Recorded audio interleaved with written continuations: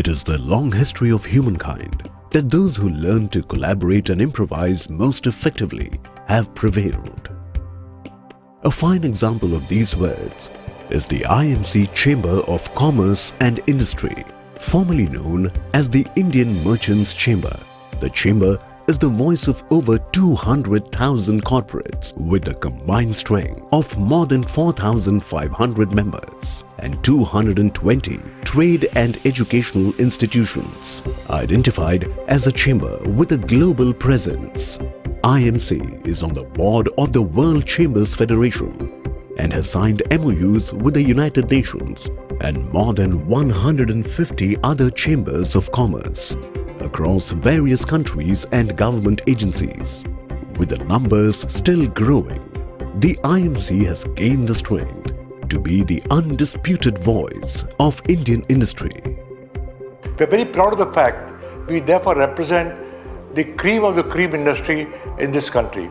On the one hand, we help our members. On the other, we submit recommendations to the government so that they can institute policies which can ease and accelerate the business in India. Our activities include running seminars, holding exhibitions, we host inbound delegations, we take outbound delegations, and we facilitate international trade, which we believe is crucial to India's development. IMC has spanned over 11 decades. To understand the spirit of IMC, one must go back in time. Indian Merchants Chamber started in 1907 under the leadership of the visionary Manmohan Das Ramji, the eminent Indian businessman. The economic policies of the then alien government in India were dictated by associations which had no other interests but to look after the welfare of the colonizers and traders. And it was such associations, uncaring and unfair economic policies that made Indian traders and merchants realize the need to form their own chamber, Indian Merchants Chamber. These gentlemen of great experience, great patriotism, lent their support, their advice and their knowledge to government in formulating policies. I want to compliment the IMC on its proactive liaison and advocacy efforts with ministers, senior bureaucrats and civil society. Its repository of accumulated knowledge, its long experience and the cohesion amongst its institutional and corporate members enable the IMC to work very closely with the Indian government on policy matters essential for development and growth. This was the only chamber whose honorary membership Mahatma Gandhi accepted. Starting with only 23 members, the IMC's membership grew over the years with many prominent icons of industry as members, as well as parliamentarians and those who later became cabinet ministers. From Dr. Sarvapalli Radhakrishnan to Dr. APJ Abdul Kalam, and from Pandit Jawaharlal Nehru to Shri Narendra Modi, IMC has the rare honor of visits by almost all the presidents and prime ministers of India. Inaugurated by Sardar Vallabhbhai Patel in 1939, this prestigious IMC building stands in the heart of South Mumbai.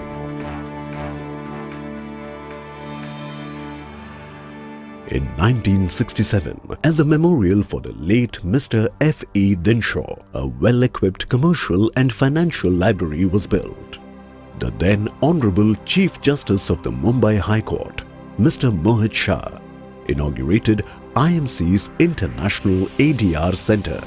Cases are pending for years and years. IMC has taken a lead and set up an international ADR center which will cover all alternate dispute resolutions including reconciliation and mediation. The IMC Praveen Ravi Gandhi Chair in Banking and Finance was instituted to perpetuate the memories of late Sri Praveen Gandhi, who was a trustee as well as a past president of IMC. The chair serves dual purposes: promote our own National University of Eminence, that is the Mumbai University, and secondly, fulfill the long-felt need as there was no chair for banking and finance in the University of Mumbai. IMC also has a strong ladies' wing, promoting professional excellence of women entrepreneurs. In these past years, we have achieved a lot. We have empowered a lot of women from the urban sector. For impact, which we hold on Women's Day, we found that the woman artisan in the rural area is to be celebrated. So we synergized with the urban woman and the rural woman and brought each other into focus.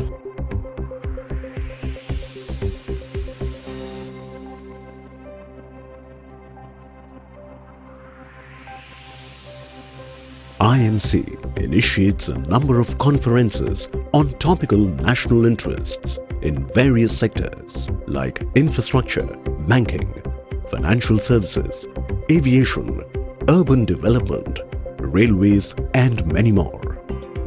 IMC also hosts a number of foreign and Indian dignitaries.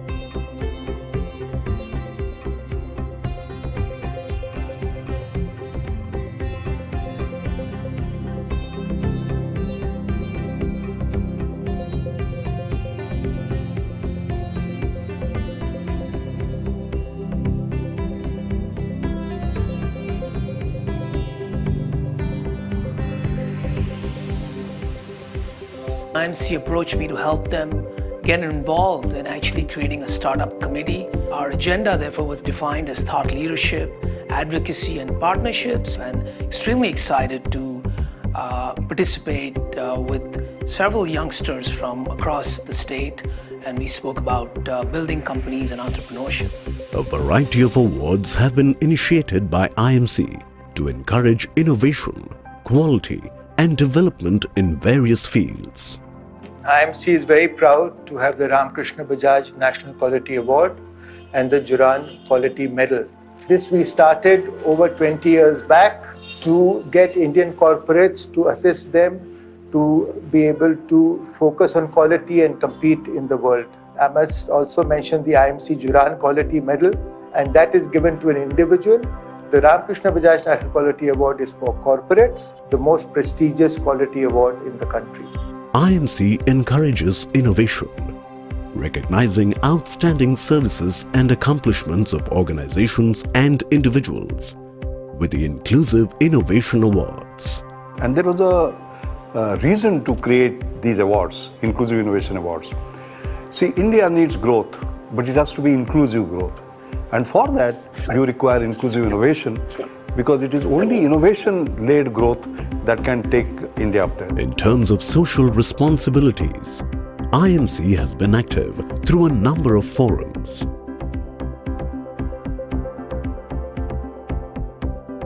As India races towards a bright future, the IMC is accentuating its progress with its vital strength and leadership by aligning its aims with those of the governments, ensuring India's transformation to a fully developed economy.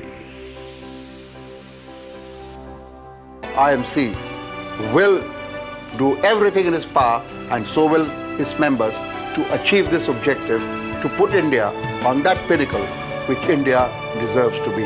Our collective ambition must be to take India, Indian enterprises, and the Indian economy to the top of the global ladder. Let us build a grand coalition of all Indians under the auspices of IMC for building a new India today. IMC will have a big role to play in building and nurturing this partnership. आप जिस संस्था का हिस्सा है, उसका बहुत ही गौरवशाली इतिहास रहा है। स्वदेशी आंदोलन की पृष्ठभूमि में इसकी स्थापना हुई है, कुछ न कुछ योगदान दिया है, और इसके लिए आपकी संस्था प्रशंसा के पात्र है। IMC मैं आपका बहुत बहुत आभारी हूं। धन्यवाद।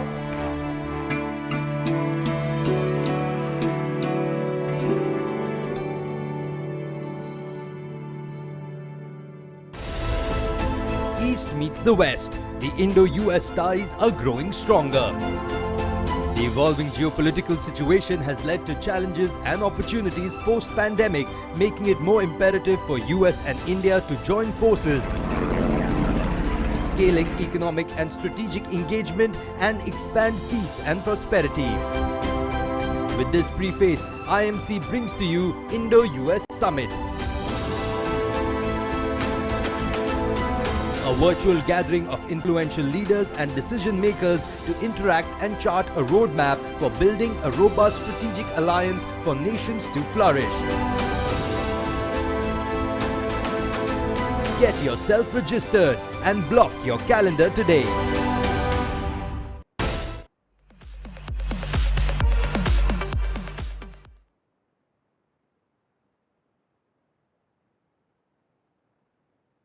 Good evening, everyone.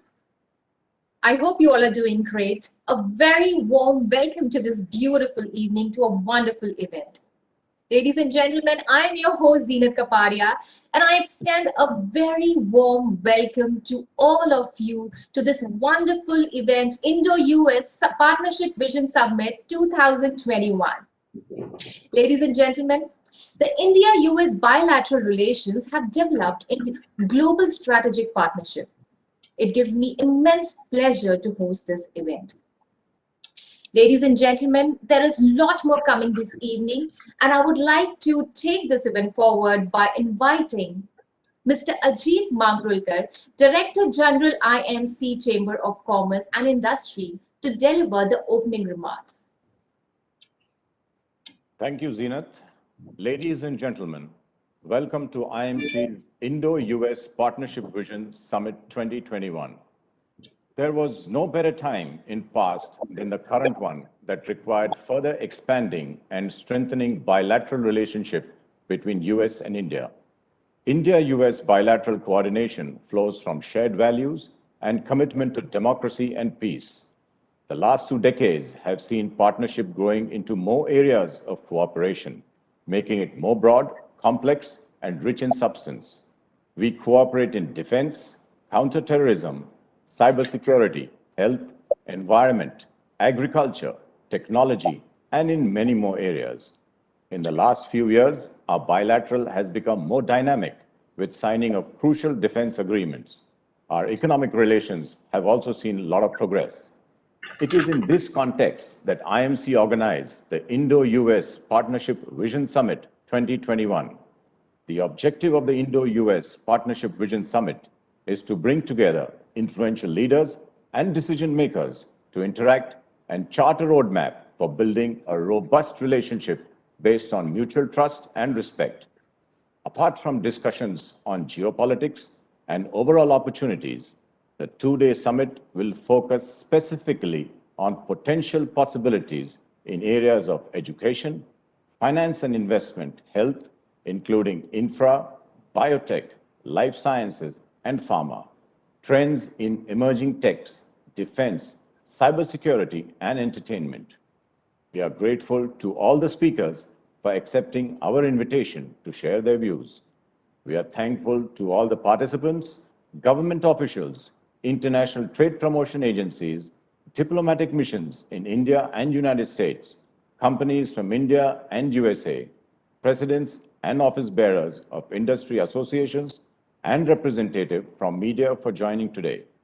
The IMC Indo-US Partnership Vision Summit is powered by Ascent Overseas Education Private Limited and sponsored by Mitchell Group USA. IMC is grateful to the sponsors for their support. We thank our summit partner, US-India Strategic Partnership Forum, for their invaluable contribution in organizing the summit. Thank you, ET Now, for supporting the conference as a broadcast partner. Our grateful thanks are also due to Economic Diplomacy Division, Ministry of External Affairs, Government of India for their support to the summit. We would like to extend our sincere thanks to the members of the Summit Organizing Committee for their contribution in organizing the summit. Thank you, Mr. Atul Nishar, Mr. Lutfi Hassan, Mr. Swadesh Chatterjee, Mr. Rahul Sharma, Ms. Nivedita Mehra, Ms. Priya Samant, and Ms. Shriya Saxeria for your support. Ladies and gentlemen, we hope you will enjoy and benefit from the discussions that promises to be enlightening. Thank you and welcome to you all. Thank you, sir. Thank you so much. I am sure this experience is going to be absolutely enlightening. Thank you for your wonderful words. We are truly looking forward for the evening. Ladies and gentlemen, today's summit will commence with a very important topic, that is importance and future of health. I think of lately we have understood the importance of health very well. Ladies and gentlemen, our next session, we would be discussing about the global pandemic that has led to a global debate on health governance, healthcare infrastructure, public health, affordable healthcare, and better education, on diseases for better response, capacity building of medical education, and new technologies in medical science, telemedicine, lifestyle, alternate medicine, and importance of wellness over treatment. Importance and future readiness are the need of the hour. Ladies and gentlemen, growing demand for affordable quality healthcare presents opportunities, collaboration in research and development of biopharma, life sciences, genetic engineering, medical devices, and healthcare services. Apart from this, the session will discuss government policies required to boost public, private, and cross-border partnerships for reaching the last mile in healthcare. And for that, ladies and gentlemen, I would like to go ahead and start our first session. In the interest of time, let me just inform you that I will request you that participants to please view or download all the speakers' profile from the lobby.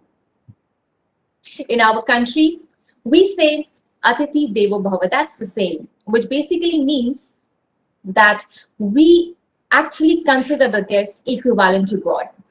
Having said that, with utmost respect, humbleness, and humility, I would like to thank each of our guests for making it to this event and making it so special. Ladies and gentlemen, let's move ahead with the event. And for that, I would like to invite our first guest of honor, Lieutenant Governor Ms. Bethany Hall-Long, State of Delaware, to deliver the opening remarks. Ma'am, can I please have you here? Yes, well, namaste. I am so thrilled to be joining you this evening.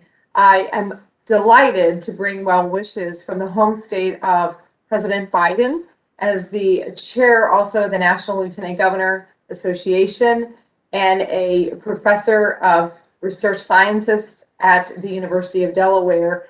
I am delighted to bring you greetings. It is so important to have the Indo-US relationships. We all know, as you launched tonight in the one category of health, obviously you are touching on the many domains across our policy arenas. It is so important, myself as a research scientist, that we understand the platform of how health is going to change. Today, you are going to be hearing over the next 2 days and evenings from experts in the areas of how we can combine both the future technologies and breaking down old traditions. We know, and I would like to start for those of us in America who heard our president deliver his speech last evening after 100 days, the global impact COVID has shown all of us, and our thoughts are with India now as we suffer together through the disease process. What we have seen are the benefits of science and technology and the importance of healthcare and public health infrastructure. But I know that these conversations that we're having over the next 2 days, you will be listening to those architect types that we're changing, that you are going to be looking at 6 to 10 categorical areas that have changed. We are looking at new data and platforms. We have a new system of well-being and care delivery, and how we define health is so critically important, and the care establishment around our families. So I had the unique opportunity to bring greetings on behalf of the home state of our President Biden and also National Lieutenant Governor Association to say how we are so committed to working with the IMC and our partners here in the states as well around the globe as we launch to improve the future of healthcare and innovation. We know by 2040, it's going to be a different healthcare platform, and that we have to stand behind one another, both from a life science, health science, the technologies that will be coming together, whether artificial intelligence, all the way through our care system delivery, and how we define health. how we are meeting today, telehealth, the platforms are so important. So I just want to thank you for giving me the 3 minutes of a welcome and look forward to our continued partnership and development, not only in healthcare, but across the very many policy areas that we can partner in Indo-US relationships. Thank you so very much. Have a wonderful 2-day series. Thank you, ma'am. Thank you so much for your wonderful words. It's such a delightment to hear you. And now, ladies and gentlemen, it's time to move ahead with our first session. And for that, I would like to invite our moderator, Mr. Atul Joshi, founder and CEO, Oyster Capital Management, and our wonderful panelist who will be giving us the ideas on the session that we're going to talk about. And the first panelist is Ms. Kate Beale, Associate Vice President for International Advocacy, Pharmaceutical Research and Manufacturers of America. Dr. Murtaza Khorakiwala, Managing Director, Wockhardt Limited. Mr. Yugal Sikri, Managing Director, RPG Life Sciences Limited. And ladies and gentlemen, if at all you have any questions, you're most welcome. All you need to do is just click on Ask Question button that is there on your screen, and you put a question and the question would be directed to the moderator directly. And now I would request Mr. Atul Joshi to take over the session. Sir, over to you. Thank you, Zina. It's wonderful to be here on this beautiful platform. And we start the first session of the day. The topic of the session is importance and future of health. We have luminaries from the healthcare sector with us, and together they bring about 120 years of experience to share with us their thoughts, their ideas, how they look at the future of health, not just in India, but globally. If you look at the word health, if I may use the words, it's probably hit more eardrums in the last 15 months than any other word in the world. What is the health going to mean for all of us as individuals in the future? How the world is going to change over the next few decades when it comes to the word healthcare, whether it is delivery, it's innovation, and various other things. How is the technology, research going to impact the way we understand the word health? These are some of the questions that come to our mind, and we will try to get our answers from our learned panelists. I would like to first address my question to Mr. Sikri. Mr. Sikri, you have been in this field for over 4 decades. Your passion for research, your passion for innovation and investment in technological startups is very well known. I would like to first come to you and ask you about what kind of innovations you are seeing in the medical field, which will define the way we understand the word future healthcare. Over to you, Mr. Sikri. Thanks, Atul, for bringing me into question first. I first of all want to congratulate the IMC for bringing such a wonderful topic when this is perhaps being realized by all the stakeholders across, whether the governments, whether the patient or industry, the medical fraternity, paramedical fraternity, technology, medical equipment. I think all of us are realizing that how critical is health. It has been, COVID has been a disaster. COVID-19 has been a pandemic, but I think it has brought one small little hope that the health is too very critical for human beings at large. So it has brought health at the center stage, and I'm so happy that the very first session today is on importance and future of health. So before I answer the innovation, I thought I must give you a little bit of, being the first speaker, I thought let me give you a little bit about the health, a little bit about particularly in the Indian context, the health, universal health coverage, which is too very critical for the population of 138 billion people, and forming about 16 or 17% of the world population. how the universal health coverage is very, very critical. The entire continuum of the healthcare, whether it is prevention, whether it is primary care, secondary care, or tertiary care, or putting it another way, from the prevention to awareness to diagnosis to the treatment, the entire continuum. I think there are major challenges in this country, and I'll bring in the relevance of technology, how technology is going to be an enabler for us to sort out our issues. Just to present the dimension of the problem, we have 1.6% of the GDP being spent on the healthcare, which means we have issues of medical infrastructure. It means we have issues of hospitals, dispensaries, doctors, paramedics. The issues run galore. Apart from the inadequacy of the infrastructure, we also have the wide disparities which we see in the urban India as well as in the rural India. The rural India, where majority of the population stays, we have issues of medical infrastructure. So all of that is bringing health into a perspective, and for India, of health becomes extremely, extremely critical. Now, in this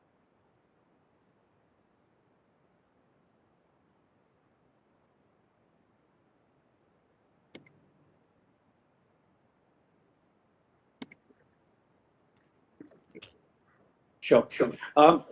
While okay, fine. While we connect with Mr. Sikri, let me come to you, Dr. Murtaza. A little bit of continuum of the word innovation in the medical field. You've been a medical practitioner yourself, and your passion for research is again something that you have driven your company towards. I understand that you have brought about the new drug innovations, and there are molecules that you have developed. Could you throw some light on what is this new invention about and how it's going to help the mankind going forward? Over to you, Dr. Murtaza.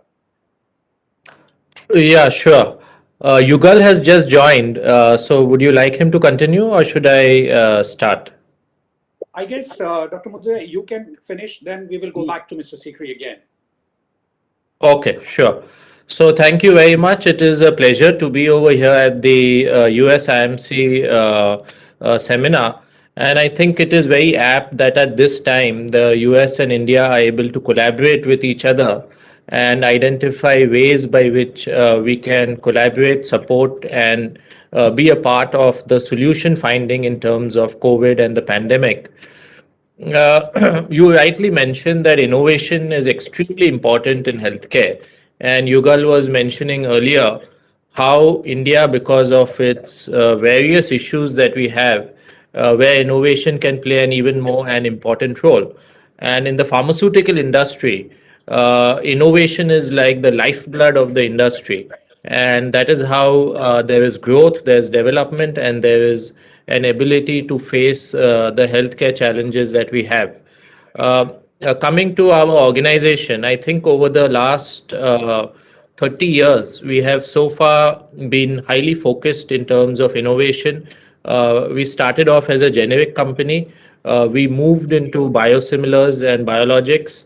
And the last, another aspect that we have added now is our new drug discovery portfolio. In addition to that, we have also the regenerative medicine that we have started recently.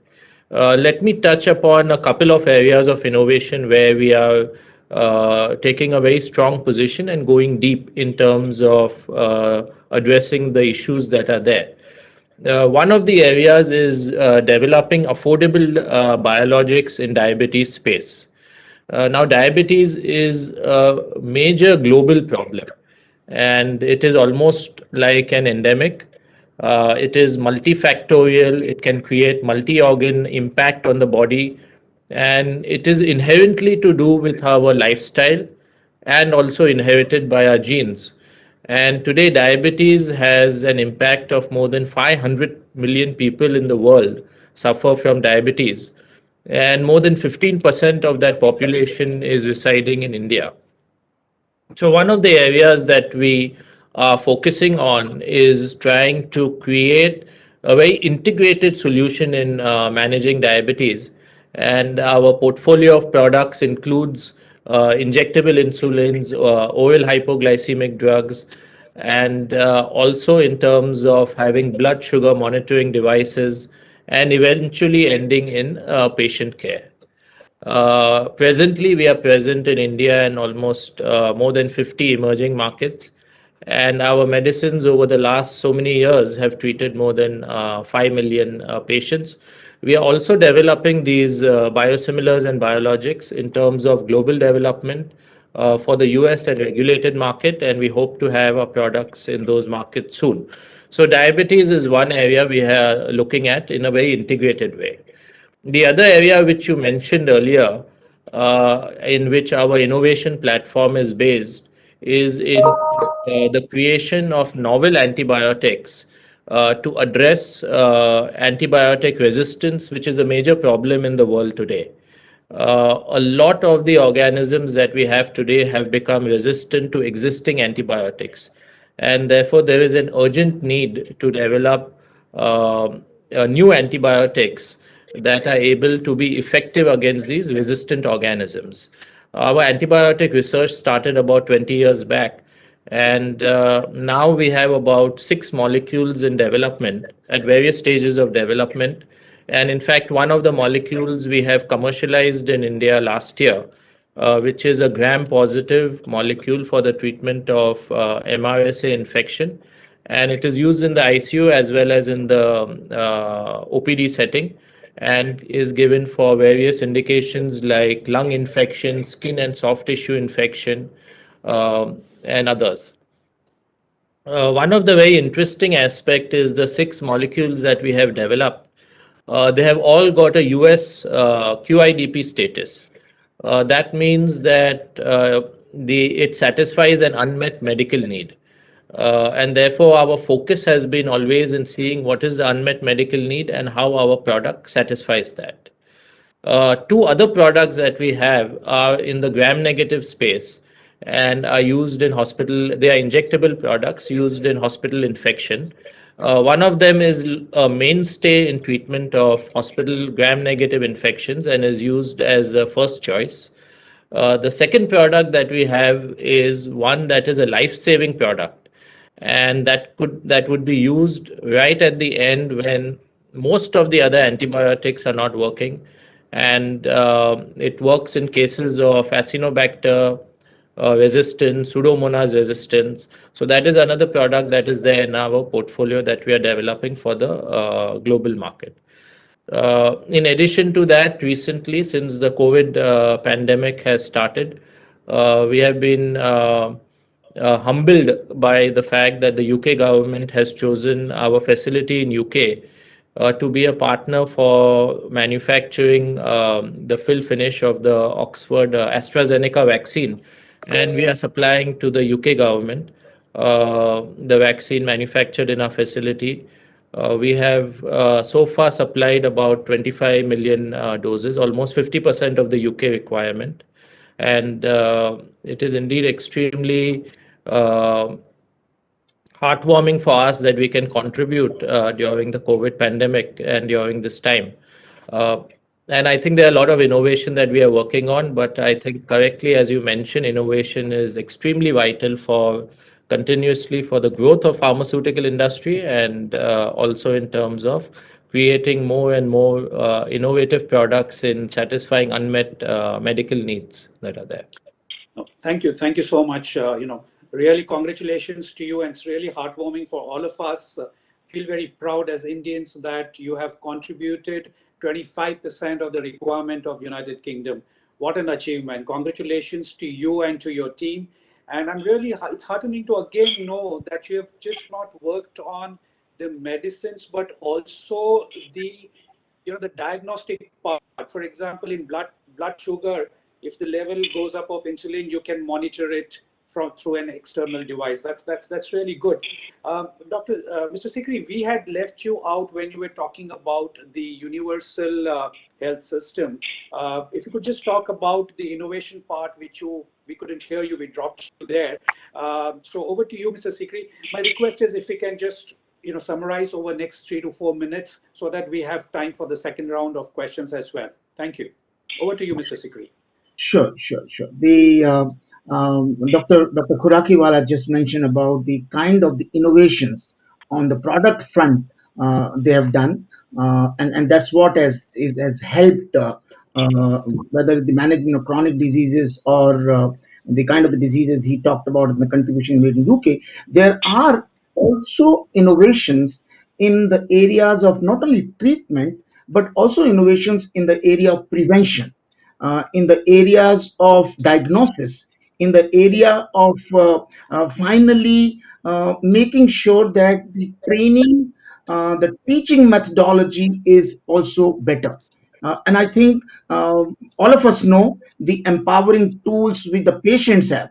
We see these days use of wearables, sensors, trackers, and the kind of the service they are doing to make sure that the patient or person himself gets empowered.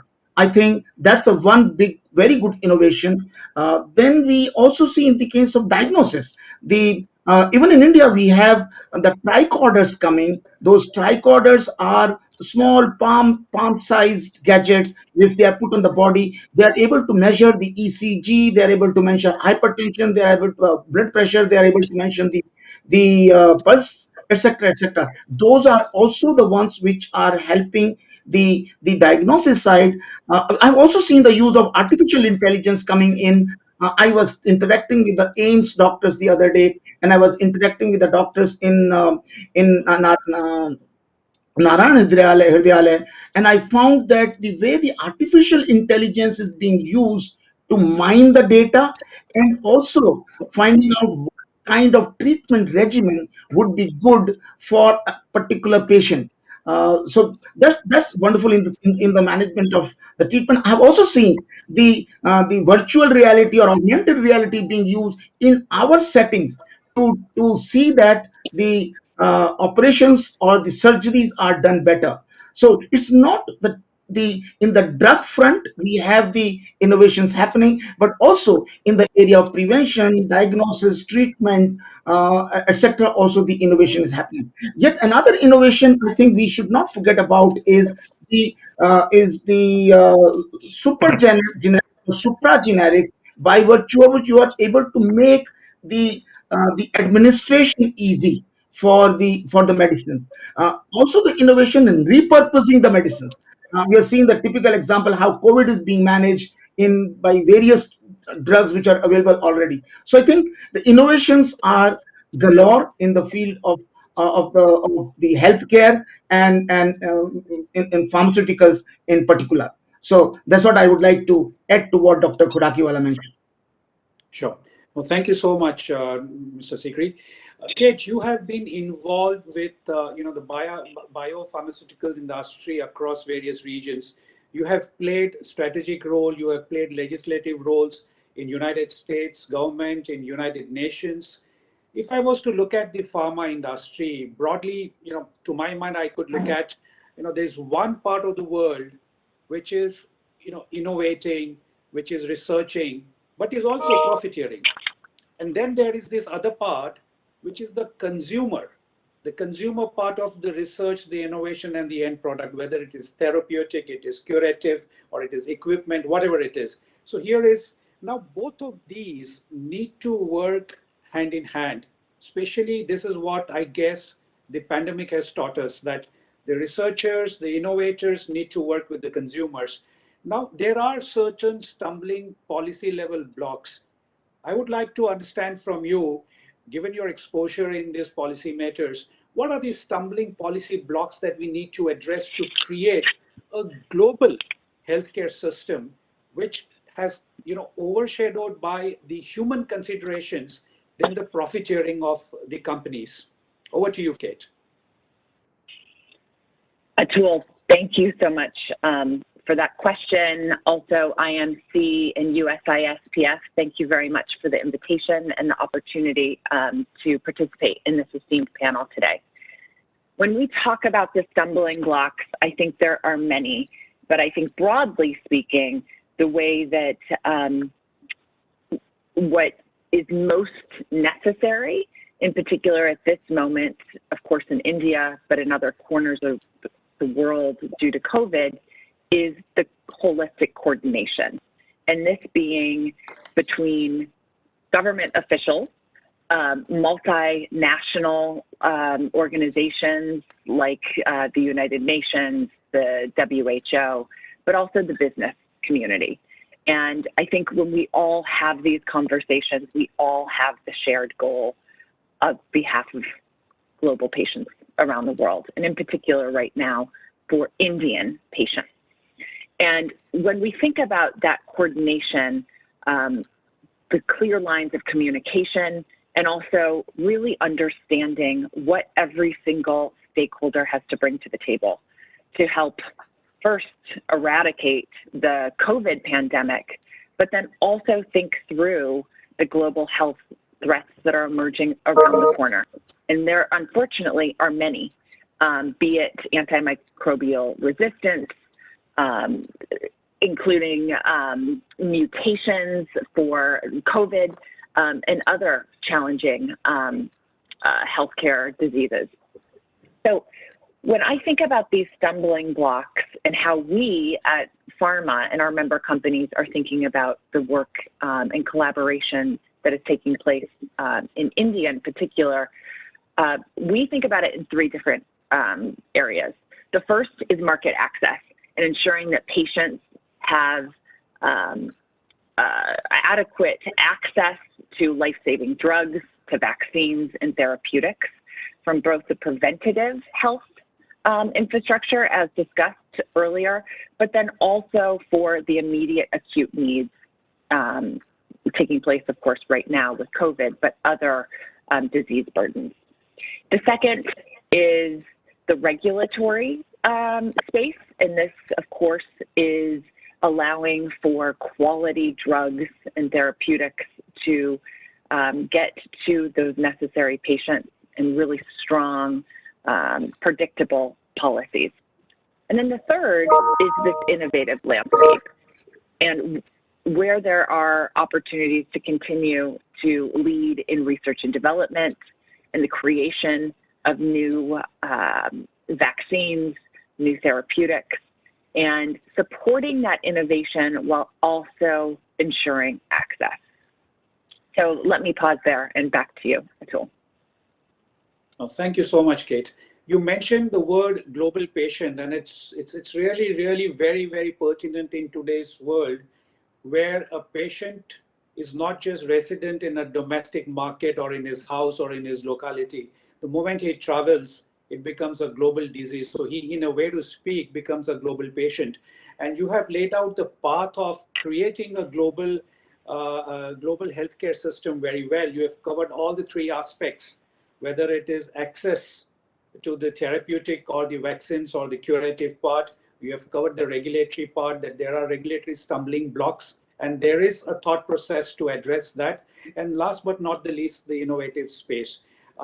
That's again, the whole innovation, as Dr. Murtaza had mentioned, I would like to again come back to you, Mr. Sikri, is about the medical equipment. If I look at India's role, India is probably, the global headquarter of vaccines in a way to speak. But when it comes to medical equipment, we see that our dependence on import is almost complete. What kind of policy level measures, whether it is by way of collaboration or infrastructure, or it is mentoring by the global thought leaders, technology leaders, what is it that India needs to do to come to a point where India is able to manufacture medical equipment itself rather than having a huge import dependence? Over to you, Mr. Sikri. Yeah, thanks for that question. I would try to bring your attention to the point of innovation. How do we bring more innovation in the areas which have not yet been full attention has not been given? All of us know that we have the third largest ecosystem of the startups in the country, and I would like to narrate my own personal experience of being part of a larger innovation ecosystem. Yes, I'm referring to the Atal Incubation Center, of which I'm a part. It is a part of a larger Atal Innovation Mission, and which is expected to see that all that what is needed for innovation to succeed is available, whether it is mentoring, whether it is funding, whether it is knowledge or expertise, or bringing all the stakeholders together. And uh, this this just an example, particularly in case of in case of the therapeutics, there we have an issue of dialysis in the country, when lot of patients are there who cannot undertake dialysis because they cannot go to the hospitals, or if they go to the hospitals, there is a possibility that they pick up infections, and or pick up another diseases which could be a problem. So the incubation center, which I'm the part, which is part of a larger Atal Incubation Mission, we had a gentleman who was keen in that area, and we brought him together. We brought the people who are knowledgeable, people who are expert in the field of dialysis. We also got the local medical college people there. We also got a medical equipment company, a global medical equipment company together, and I'm pleased to share with you that that startup is running now, and with about 20 different micro centers created in the city of Mumbai. So I think whether it is a complex piece of medical equipment or whether it is a simple piece of medical equipment, I think if there is an ecosystem available, if you are able to bring all the stakeholders together, the this task can be accomplished. Now, this was just one area I mentioned, but there are many such areas which the startup ecosystem, which is being nurtured by the Atal Incubation Mission or Atal Innovation Mission, is achieving. I also know of the ventilators, the work which is going on ventilators. I also know of the work which is going on the testing equipment for COVID in these startup ecosystems to address the larger issue of medical equipment's availability. So the whether it is funding, whether it is mentoring, whether it is subject matter expertise, I think all that is available in these centers. Just to tell you, there are 103 such incubation centers available in the country. There are close to about 600 projects, in which close to about 124 projects are with respect to healthcare and medical equipment are currently being worked upon. So these are the few examples. Of course, here government has played a role, but it is basically a public-private partnership. It is the academia, and it is the people are interested in mentoring. They have come together to achieve this goal. Sure. No, thank you. Thank you for that. So it's very interesting what you just said. Now, if I was to just, push another question to Kate, let me just come to you. The whole research piece, the whole innovation piece is by and large institutionalized in United States. And, we talked about the global healthcare system. And if you look at today, whether it is financial world or it is technology or it is, let's say, the software or the IT, Indians have been, you can see a lot of Indians out there, which means that India can supply intellectual capital to the world. Kate, I would like to learn from you, what are the areas of collaboration between India and the United States, whether it is education institutions or it is research labs or it is just mentoring? Where do you see the scope, the bridge to build a global healthcare system? Well, Atul, thank you so much for that question. And I think where I see the scope right now is that it is happening. It's happening from the government to government perspective, from learning, be it from the DCGI and the CDSCO and the FDA, be it with the U.S. USTR and the Ministry of Commerce colleagues, the government-to-government side. There's the academic linkages. There are pharma member companies collaborating very closely with co-manufacturing agreements with Indian companies. However, when I look at that whole pie, I think there's so much untapped potential. And something that I think we can learn in terms of global lessons is really the leadership that India has as being the pharmacy of the world, and in particular in the generic space. However, as we continue to look at the disease threats, the health burdens around the world, and really the topic of this panel today, the future of health, health is changing. And it's really changing in a very scary, threatening way. Today and all the recent weeks, India has been in our hearts and our thoughts as Indian citizens are challenging with really the worst wave at the moment.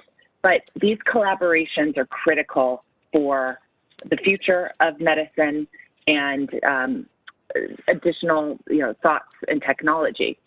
So I think something we're excited about in Washington and the policy discussions that I am having with our U.S. government stakeholders alongside leadership at the Indian embassy is the renewed momentum on the bilateral relationship between the United States and India. I know Prime Minister Modi and President Biden have had very productive conversations, and there's also agreement with our new USTR leader, Ambassador Tai, and her counterpart, Minister Goyal, to continue the trade talks and also discussions on intellectual property collaboration. I think the scope is yet to be determined, but the policy frameworks will really help unleash that collaboration. And something that in my discussions with Indian government stakeholders, in particular, Prime Minister Modi's scientific advisor, Professor Raghavan, I think there's lots of lessons learned, and one of them being the Bayh-Dole Act in the United States that passed over 40 years ago, but that helped unlock so much innovative potential at the academic level with commercialization. So I think there's great opportunity, and we at Pharma and our member companies look forward to supporting those efforts. Sure. No, thank you so much, Kate. So there are multiple touch points between not just the two governments, but two different corporates, and even maybe at education level. The whole scope is being worked out. That's good to learn, and I'm sure the journey is long, but the first step has been taken. So the journey has begun, and what has begun, I'm sure, will reach its destination. Thank you so much, Kate. We have just a little bit of time, and let me come to you, Dr. Murtaza. The pandemic has opened up one new understanding among the people of the world, and that's about the traditional medicine. Whether it is India, we talk about Ayurveda, or it is China, people talk about the Chinese medicines, or people talk about the Mexican and the Tibetan. There are so many traditional medicines which were in vogue before allopathy or the new medicines came into being. Suddenly, the world has woken up to the traditional medicines knowledge, but it doesn't have so much of the modern scientific backing to it. Do you see that the traditional medicines marrying with the modern technology over the next few years, since this opportunity has been opened up by the pandemic? I would request if you can just be brief about it. I'm getting some notifications that we have about 3 minutes left. Over to you, Dr. Murtaza. Sure, Atul. This marriage between traditional medicine and modern medicine is not very clear to me, though I believe that there is a potential in the union and there is a possibility of a happy accommodation between the two. I think there are two fundamental issues in terms of traditional medicines. One is a patentability. The whole life science industry, which is allopathic medicine, works on the patent-driven kind of innovation because the industry spends billions of dollars in creating new innovative molecules. And because there is a patent protection, it makes a financially viable business model to invest large amounts of money in research so that one can recover that. And therefore, in Ayurvedic and traditional medicines, that patent protection is not possible because they are known. There is no novelty in them, they are known. Second aspect is that all scientific research and development is based on very rigorous kind of studies which are conducted in labs, animals, and humans, and that provide the effectiveness of the therapy, and that it can definitely prove that it is better than the placebos. This kind of scientific rigor of data information is not really available with the traditional medicines today, and therefore there is always the difficulty in expanding it and realizing its full potential. However, having said that, there is definite value in traditional medicines, alternate medicines, Ayurvedic medicines. In fact, all of us at home at different points of time have tried it, and this spreads by word of mouth and by the family influence. Uh, so I do believe that there is a space in terms of providing holistic care to patients, whether it is by allopathic or by Ayurvedic or by any other form of treatment. Holistic management of patient is very important. In fact, nowadays yoga is considered to be so important in terms of stability of the mind, in developing resilience. A lot of diseases are linked to anxiety and stress, and therefore overall holistic management of patient is extremely important. So I think while there are challenges, there are great advantages and opportunities of traditional medicine also. Sure. Thank you. Thank you, Dr. Murtaza. I would like to thank all our panelists, and let me conclude by saying that crisis leapfrogs creativity. Creativity in products, creativity in policy, and creativity in partnership is where the future lies, whether it is pharmaceutical, healthcare, or any other system. Thank you very much, all my panelists. Thank you for giving us this chance and opportunity and sharing your thoughts. Thank you very much. Thank you. Bye-bye. Wow, that was an extremely informative session. Thank you, everyone. Thank you, Mr. Atul Joshi, for being the moderator for the session. It was wonderful. And there was so much to learn in this session. Ladies and gentlemen, thank you so much so much of our panelists. And now we would move ahead with our session and move on to the next session, which is regional bilateral cooperation. I am extremely delighted and excited for this evening because there's so much that you would get to know about the future. Ladies and gentlemen, the next session, regional bilateral cooperation.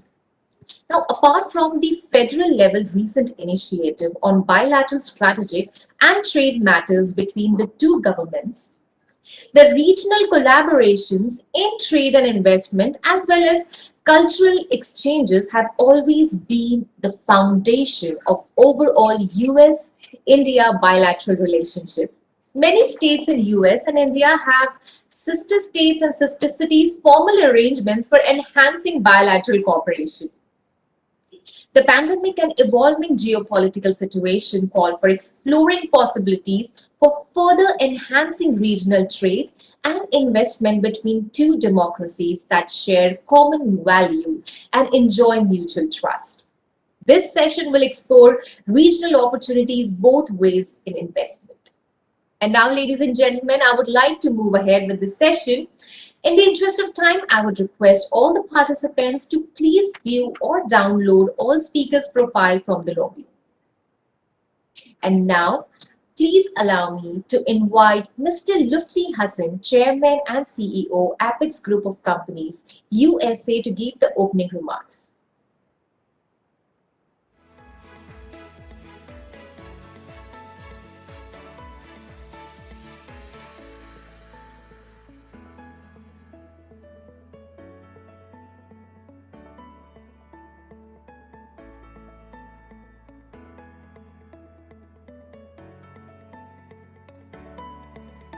May I please request Mr. Lufti Hassan to please switch on his camera?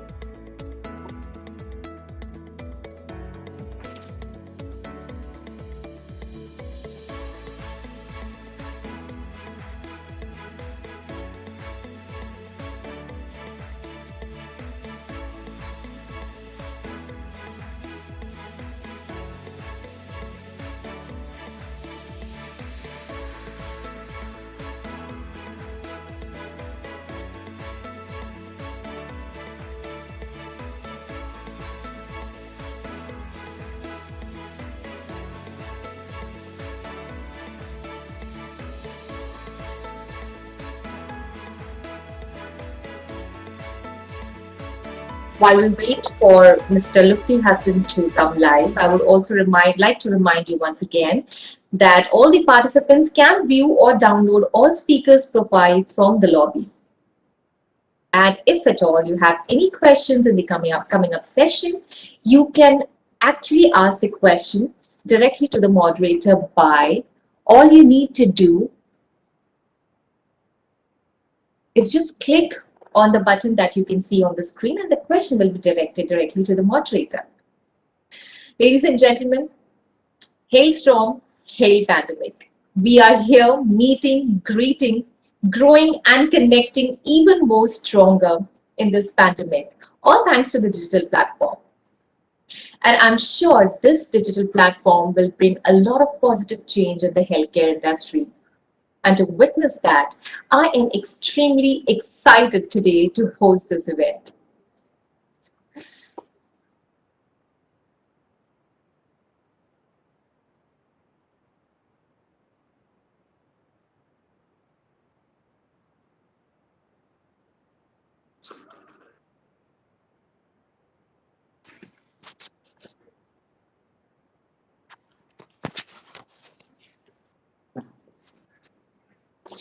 All right. There was a little difficulty connecting Mr. Hassan, but now, by the meantime, we would like to move ahead. And now, please allow me to invite our guest of honor, Honorable Mr. Vijay Rupani, Chief Minister of Gujarat, to deliver special address. Namaskar. First of all, I would like to thank you all for organizing Indo-US Partnership Vision Virtual Summit in collaboration with the US-India Strategic Partnership Forum and IMC Chambers of Commerce and Industries. Bringing dignitaries from different fields on one platform is really admirable task. The relentless efforts made by the IMC Chamber of Commerce and Industries and the US ISPF to deepen India-US relations and bring the two countries closer together are truly commendable. Friends, India and America have become strategic partners. This partnership is people-oriented and people-centered. Not only that, the values of democracy, strong culture ties, and the goal of human prosperity are the similarity between the two countries. Friends, at present, we are facing new challenge. The COVID-19 pandemic has affected individuals of every region and country. This pandemic is posing serious challenges to our public health system and economy. In a continuous effort to give new heights to India-USA relationships, Gujarat provided hydrochloroquine drugs to USA during the first COVID wave. It also proved that humanity has no borders. Likewise, so many other countries are now helping India in this second wave of COVID-19. We shared our resources, knowledge, and experiences with each other. The spirit of cooperation is the most valuable thing we have received from each other. Many countries have followed ethos of Vasudev Kutumbakam. In this difficult time, by cooperating with each other, we will surely defeat this pandemic. As they say, united we stand, divided we fall. Friends, Gujaratis are playing key role in America's service sector and whatnot. Here in Gujarat, effective ecosystem for industries has been attraction for many investors and industrialists across the globe. Since decades, Gujarat has been favorite place for global investors. India-US collaboration in semiconductors, electronics, and e-vehicle will benefit the startup ecosystem of both the nation. Not only that, life science, defense, petrochemicals, clean energies, and logistics are the area where Gujarat is keen to partner with USA. There are golden opportunities available in Gujarat to invest in drugs and medical devices production. With the Industrial Policy 2020, Gujarat has taken leap on the path of creating favorable and incentivized environment for investors. I congratulate all the Gujarati overseas for their contribution in developing nation they live in. I also congratulate organize for these events. I wish for healthy and happy life of your all. Jai Hind, Jai Jai Garbi Gujarat. Thank you, sir. It's such a delight to hear you. And now, ladies and gentlemen, moving ahead, I would like to invite again Mr. Lufti Hassan, Chairman and CEO FX Group of Companies, USA, to give the opening remarks. Thank you. Can you see me and hear me clearly now? I'm sorry, I was having technical difficulties. Well, greetings everyone from around the world, and thank you for the introduction. My name is Lutfi Hassan, and it is my honor to welcome you to the Indo-US Partnership Vision Summit on regional bilateral cooperation with the United States. On behalf of the IMC Chamber of Commerce and Industry, a 114 years old organization, the oldest and the largest in India, based out of Mumbai, I would like to welcome you to this discussion, which comes at a unique time in history, one which sees the evolution of the relationship between India and the United States over the next few years as both countries face a trifecta of crisis.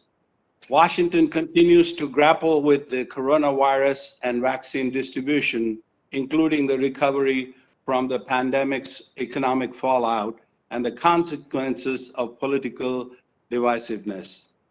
India, particularly at this time, is also dealing with health crisis and its own economic consequences while facing a national security crisis with an ever assertive China.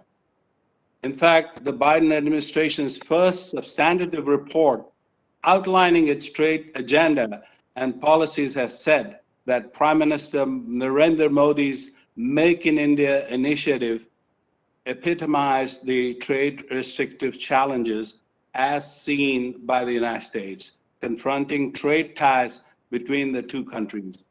Opening up markets and removing trade barriers is a priority in President Joe Biden's trade agenda. The report identified long-standing market access impediments affecting U.S. exporters as the key continuing American ask and concern. Trade frictions between India and the United States, which exert the weightiest drag on ties that are otherwise on an upward trajectory, have outlasted several administrations in both countries, irrespective of the parties in power.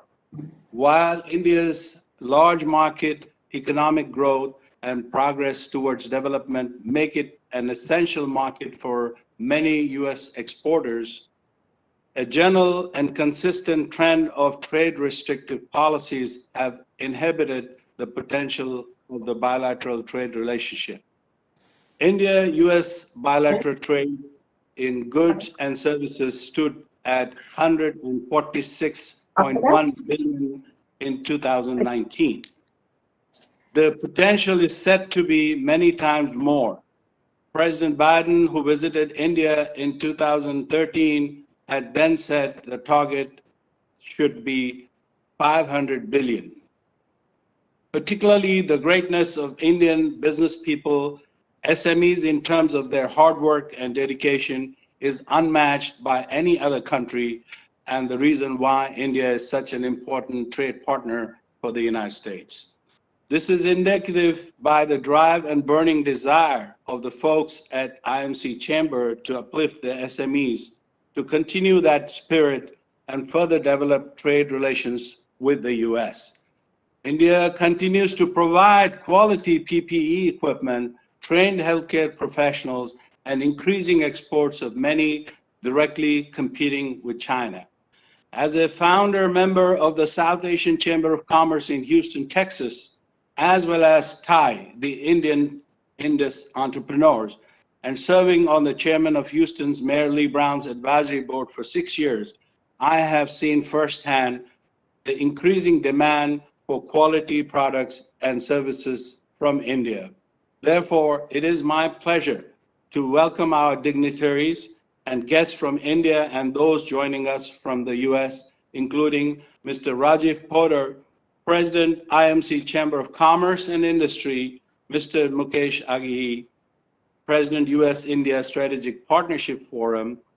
Thank you for inviting me to speak at this very, very important summit. Of course, I would like to welcome Honorable Chief Minister of Gujarat, who just spoke ahead of me because of my technical difficulties, Mr. Vijay Rupani, Honorable Lieutenant Governor of State of Delaware, Ms. Bethany Hall Long, my dear friend, Honorable Jeffrey Connors, former Texas Secretary of State, Mr. Arun Kumar, the Chairman and CEO of KPMG, Mr. Rahul Sharma, MD, APCO Worldwide. Greetings and thank you for being with us today. Apart from the federal level recent initiative on bilateral strategic trade matters between the two governments, the regional collaboration in trade and investment, as well as cultural exchanges, have always been the foundation of overall US-India bilateral relationship. In fact, many states in US and India have sister cities formal arrangements for enhancing bilateral cooperation. A sister city, county, or state relationship is a broad-based long-term partnership between two communities in two countries. A relationship is officially recognized after the highest elected or appointed official from both communities sign off on an agreement to become sister cities. For example, Ahmedabad in Gujarat and Jersey City, Amritsar and Bakersfield, Bengaluru and Cleveland, and so on. These are important to continue to increase citywide cultural awareness, promote educational partnerships and developments, which include joint research and teaching programs. It also leads to an influx of business tourism and trade, as well as sharing of valuable resources and approaches in businesses, education, culture, and technologies. States in the US are open and desperate for disruptive change which comes from Indian businesses. Sectors specific to certain states which Indian businesses and investors can explore. For India, it is Himachal Pradesh, for pharma, Gujarat, for solar power investment opportunities, Karnataka and Telangana for tech industry. Each state in India offers several opportunities for investments. Increased regional collaboration and exchanges would strengthen overall bilateral relations between US and India. Collaboration possibilities between the universities. The pandemic and evolving geopolitical situation call for exploring possibilities for further enhancing regional trade and investment between two democracies that share common values and enjoy mutual trust. This session will explore regional opportunities both ways in trade and investment. Thank you all for those in this audience for joining us today, and special thanks to IMC Chamber of Commerce and Industry for hosting this discussion on how to enhance bilateral trade between the United States and India. Once again, We appreciate you all for taking the time to join us, and we hope this discussion will provide value to you. God bless India, and God bless the United States of America. Thank you for speaking, allowing me to speak. Thank you, sir. Thank you so much. Yes, it was absolutely valuable. And thank you so much for your valuable words. And now, ladies and gentlemen, let's continue with the session. And for that, I would like to invite our wonderful panelists who will be giving their overview, their opinions and ideas. Ladies and gentlemen, our first panelist is Honorable Mr. Jeffrey Connor, former Texas Secretary of State, Mr. Arun M. Kumar, Chairman and CEO KPMG, Mr. Paresh Patel, Executive Director of Lotus Recovery Centers USA. And now I would like to invite our session moderator, Mr. Rahul Sharma, Managing Director, APCO Worldwide. And let me remind you once again that if at all you want to ask any question, there is a button on your screen which says Ask Question. You can post your question and your question would directly go to the moderator. And now I would request the moderator to please take over the session. Good evening and good morning. It's a pleasure to host all of you here, the panelists, esteemed panelists. We heard the Chief Minister of Gujarat talk about the commonalities between the United States and India. We heard Mr. Lutfi Hassan talk about so many things that have happened in the past and continue to happen between our two great countries. I would start with a first round of questions and then we can do a little follow-up there. But my first question, I mean, one of the things that is paramount in our minds and in front of us is the whole COVID situation. So, and a lot has been talked about. I think the second surge in India is creating a very difficult situation here, and the United States and Biden administration have come forward to provide the support that is extremely essential, and people here are very thankful for that. My first question, I'd like to sort of reach out to Mr. Paresh Patel. Mr. Patel, what else do you think can be done over and above what has already been announced by the US government to ensure that the collaboration between the two countries in battling this pandemic reaches a different level? Well, again, I wanted to thank you for the providing me the opportunity to be on the IMC panel. I just first wanted to clarify the logistics. I was supposed to be on the opening remark forum, but I had to trade places with my Lieutenant Governor from Delaware. So I am taking her place in the bilateral. And I just wanted to share with you that in terms of what had already been done in terms of helping from the Biden administration, and I could speak this authoritatively because I have served on the Biden steering committee. I live approximately 4 miles from the family. It is a very noble family. I've been honored to be with them for last 40 plus years in this small state of Delaware. And having said all that, leaving all those aside, I believe the fight that we are all fighting with the COVID is larger than life. When you look at the numbers, they are scary. When you look at the death tolls, it is scary. When you look at the vaccination that has been provided, we are not there yet. When you look at America, they are probably about 71% vaccination that has been provided. India is still hovering lower than that. And I believe some of the other countries or forward-looking countries has used the vaccines to be the saviors. When you look at the technologies where we need to go to as we move forward, whether it is India or America, what has happened in last 2 years or 1.5 years is that technology has disrupted everything in healthcare. And that is where we need to put our effort, both countries, all countries together, because this pandemic is there and we don't know the future of it. It may stay, it may linger, we don't know all the details. It might be that annually we have to be taking the vaccines. We might have to live with the mask. We don't know all the unknowns, but not knowing the unknowns, when you look at where the dollars are going in terms of the investors, in terms of the dollars that are being spent on the artificial intelligence, in terms of the machine learning, in terms of the predictive analytics. This is the progress that has been 100-fold in last 1 year.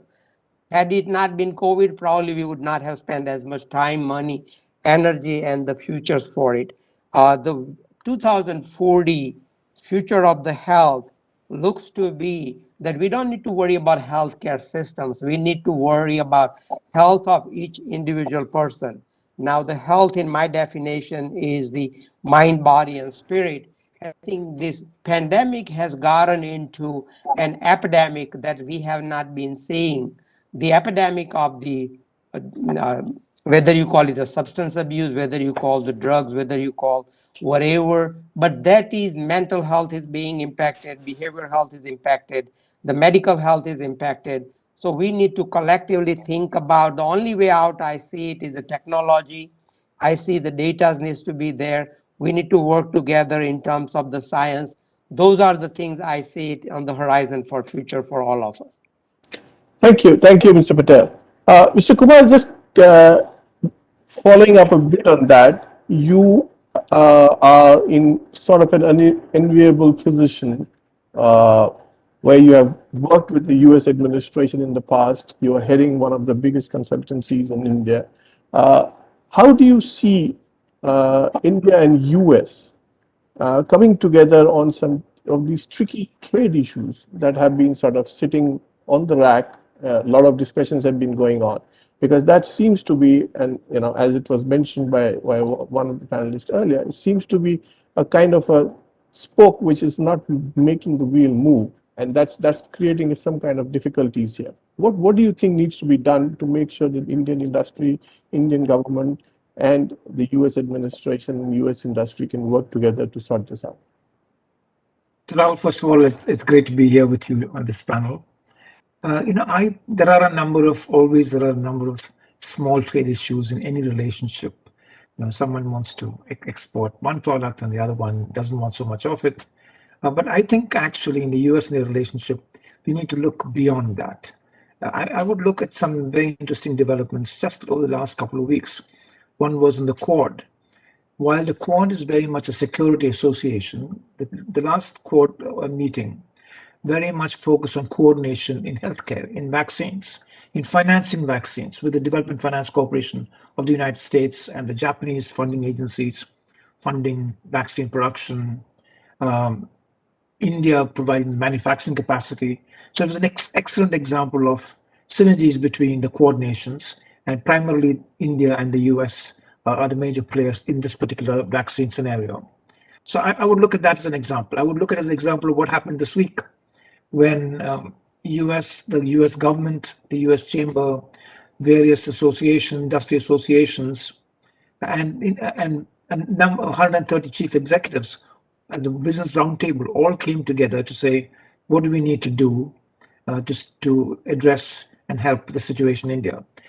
And Kurt Campbell, who's in the National Security Council, he said he has not seen such an outpouring of support from US businesses ever in any situation, which actually goes to show the strong emotional links between the US and India and the growing interdependence, if you might, economically, at a number of levels. The number of the diaspora, the Indian diaspora in India, in the US, are a major factor of the relationship. Every major US corporation has some interest in India, either in terms of accessing the Indian market or doing development there or other functions there. And many large Indian corporations have investments and see the US as growth markets. The US, you have to remember, is a growth market because when an approximately, say, $20 trillion economy grows at 6%, as is expected, that is a lot of growth. That's as much growth as about half the GDP of even a major country like India. So the US is a growth market. So there's a lot of reasons why Indian entrepreneurs and businesses look to the US and vice versa, because India is a growth market, given its aspiring population who really aspire to higher standards of demand. So I actually look at the big picture and say there's a tremendous amount of potential. There will always be little disputes that need to be addressed. And I would hope that those can be done in a spirit of, cooperation, constructive spirit, putting the issues on the table. And they're not always easy because every issue has a different kind of stakeholder. So at the end of the day, all of this becomes local. It becomes about the farmer in one state or the exporter in some other state who are looking to make sure that their interests are protected. I think another interesting point that I would note is that there are a lot of lessons to be learned from what President Biden said yesterday in a speech to Congress. So if you think about it, there were many lessons. He focused on three big things: health, education, and infrastructure. All three are major areas of potential cooperation between the US and India. So President Biden took the approach of, let's not waste a crisis. We have a health crisis with COVID, and let me just take some very strong actions to reshape major areas like health, education, infrastructure. And these are areas that India also has prioritized.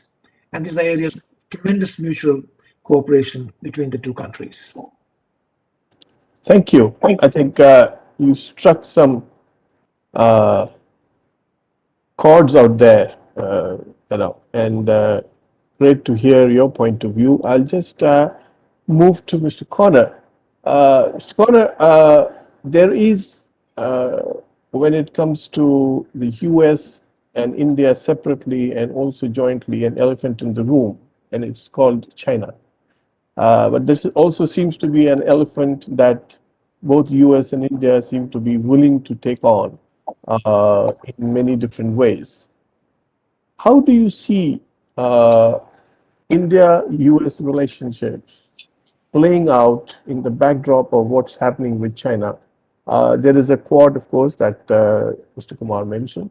But beyond that, from a business point of view, from investments point of view, how do you see this game being played out? Good morning, everyone. Thank you for having me. And especially thank you to my friend Lutfi Hassan for facilitating my participation today. I've had myself muted for most of this because we're currently experiencing a thunderstorm in Central Texas. And so if you hear booming in the background, don't think that I'm under attack. I'm just in a storm is all, and hopefully the electricity will hold up. Well, you're not in the capital, so that's fine, I guess. That's fine. Well, so you're right to point out these difficulties with China, and I think there's more than that, in fact, because what Mr. Kumar has talked about, the opportunities that exist between the new Biden administration and the Modi administration, that's good, and it's to all of our advantage that will all work out. But I think there are problems there that we have to think about. So with China, I don't believe that President Biden will be as confrontational with China as the Trump administration was.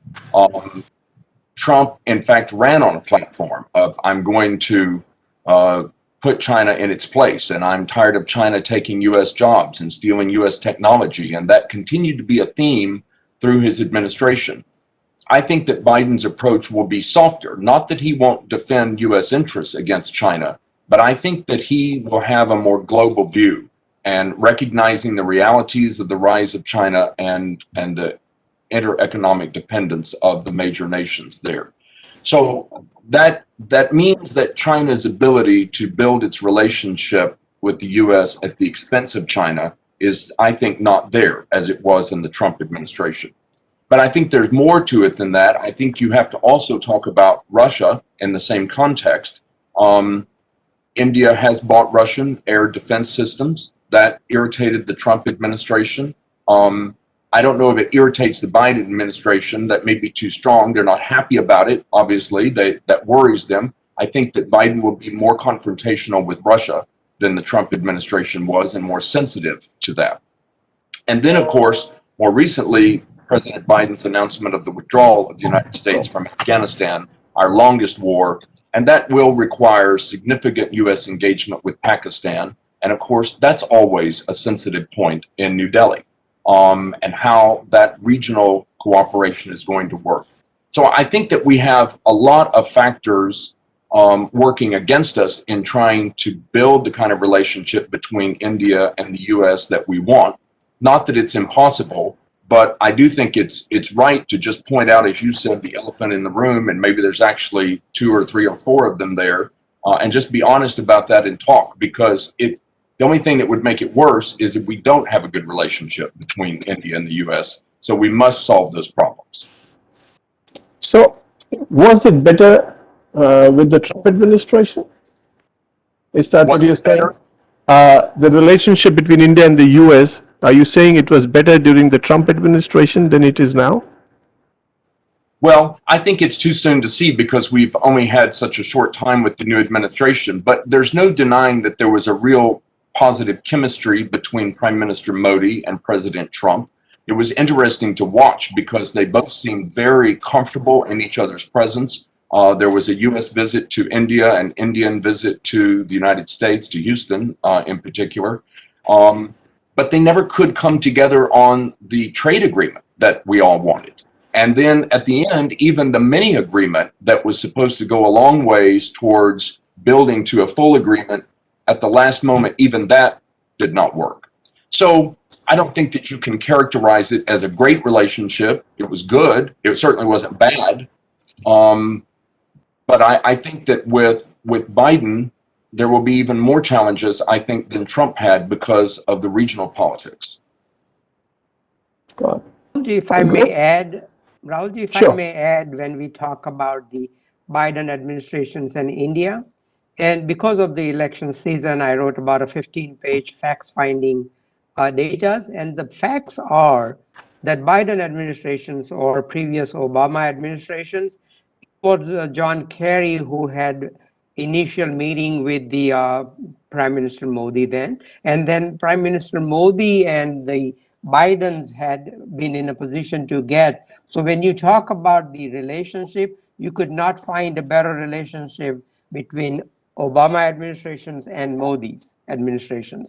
And hands down, I would guarantee you that Biden administration is thinking along the same line. Their relationship always going to be there. Sure, there are going to be bumps on the road, and there are certain expectations that everybody would have. I believe, knowing the family and working with the Bidens and meeting him at the different social events, I know loud and clear he has heart for both India, and I would kindly say also that for him, Pakistan is again another country that he has to deal with it. So when we from India look at it a little bit with the enemies, he has to look at it more of a relationship, and it is very difficult in a position to balance both relationships, whether it is India, Pakistan, and of course we know he is not that much fan of the whether it is Russia or China, but he has to make it the relationship open. So I'm very certain that knowing the family, knowing the Biden administrations, he would have full cooperation and support for India and the administration. Mr. Kumar, that brings me to a question. To a question for you. Given the geopolitical uncertainties, given like Sukona said, still early days, like Mr. Patel said, the relationship is going to be smooth. How do you think the business is going to be impacted? At this point in time, it seems that bilateral business is pretty smooth between the two, and politics is not really making a difference. But going forward, how do you see it panning out? Rahul, the beauty of the US-India business relationship is that it keeps moving forward regardless of which governments are at the center. Just if you take a chart, you will see that it just keeps moving forward. So yes, there are issues, etc., but those are not really those are not issues that are stopping the forward movement of mutual business. Remember that a lot of business is not just about tariffs and non-tariff barriers. Those are important. But a lot of the business is about finding the demand, finding the markets, the promotional aspects of business, making the connects. As was mentioned a little bit earlier, the connects at the state level, at the city level, business folks connecting, SMEs connecting. SMEs are the engines of job growth, both in India and the US. They're connecting. That's how things move forward. So I'm an optimist in terms of how the relationship will go forward. Now, at the macro level, if we do have a movement towards much better integrated global value chains, global supply chains. The pandemic has kind of slowed that down a little bit for a number of reasons. One is just the logistical reasons of moving goods, etc., when the pandemic struck. But I think we're overcoming that. The second is the whole concept of trying to do more in each country, whether it was President Biden talking yesterday about Buy America, or whether it's Atmanirbharta that's talked about in India, for very sound reasons of people looking for jobs where they live. You will see that these kinds of messages and these kinds of emphasis will only increase. How that is going to be married to efficient global supply chains is going to be the challenge for businesses in every country. And this is the reality. Businesses need to figure out how to work with this and build efficient chains, value chains that have necessarily got to transcend more than one country. In this regard, it'd be really interesting to see where will President Biden take the US in terms of multilateral agreements like the TPP. I would watch that. And I would also see whether India should watch, whether it should look at entering into those kinds of relationships. Because if after all, India is increasingly becoming an active participant in the Quad, why not look beyond the strategic relationship in the Quad to the economic relationship? So those are the things I would think about strategically looking into the future of the business connections between the two countries. Thank you, Mr. Kumar. Just going back to Mr. Corner very quickly, Mr. Kumar talked about the wider relationship, multilateral relationships. In your view, where do you see US actually trying to make a move to make sure that there were a lot of difficulties during President Trump's time. He moved out of a lot of those things. President Biden is trying to move back into them. Environment is one of the critical areas. Where do you see, or do you expect, or you would want to actually see President Biden move, which will also have the right kind of impact on a country like India? Oh gosh, I think there's many. I do think that President Biden is correctly regarded as a globalist and an internationalist, which President Trump was not. From the time of his campaign forward, although he had good relations with many foreign leaders, he broke through many impasses that had frustrated earlier administrations, but he was not essentially a globalist or an internationalist. Mr. Biden is, and he has a history of that from his time in the Senate in particular. So I think, I do not know this, I think that President Biden will focus on Asian security arrangements. I think that that's crucial for anything he wants to do economically. He needs to make sure that Russia is not overly aggressive in the area, that China is not overly aggressive, that people feel secure, because without that security, it's hard to put a good focus on investment and trade. And so I think that will be important to him. So I look for him to make those moves in the foreign policy field, which is a natural for him. I look to see him do that first before he has any great economic accomplishments. Internationally speaking, that is. Right. Mr. Patel, would you like to comment on that? I think, as you know, we continuously talk about the relationship and building. I believe, I'm thoroughly convinced that our relationship with US-India is going to be far the most. It is going to be one that I think we will remember, the history will remember. And I think we all have to just give the time. Administration has to deal with number of problems. And as you could see, the US economic issues, the problems, the situations, the COVID, the logistics, when you go through all these things, it is endless situations that we are all coping with it. And in this, the number one priority for the administration is human life. That is the most important thing. Just imagine that all these vaccines and everything would have been at least started, put on, even the basics of the mask would have been there earlier on. We probably would have been a lot better place today than we all are. So those are the things that I think, simple things, although they look simple, could make a world of difference in all of our lives today. Great. Thank you. I'm being knocked on time. We have to wrap up. So I just wanted to thank all the panelists for joining in. I think there were a lot of interesting thoughts and ideas that came out of it. And obviously, I do understand that the relationships between the two countries is extremely important. They're moving forward. One of the key things that's happened and that shows that the relationship is strong is how the administration and US businesses come together to support India at this point in time of a very, with a, at a critical juncture with the pandemic spreading the way it is. So thank you for your inputs. Thank you for your ideas, and hope to see you in person at some point in time soon enough. Then it's a virtual situation. Great. Thank you. Good day and good night.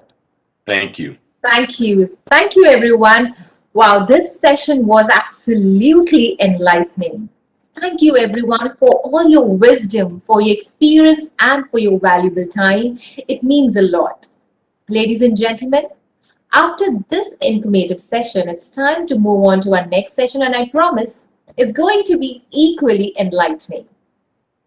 And ladies and gentlemen, our next session for the day is Trends in Emerging Tech. The technology sector had been a key focus area for both in the past. Buoyed by India's investment in expanding its digital infrastructure, there had always been a large scope of the two countries to embrace the frontier technologies and collaborate on enhancing capabilities for AI and other new technologies like quantum computing, robotics, etc.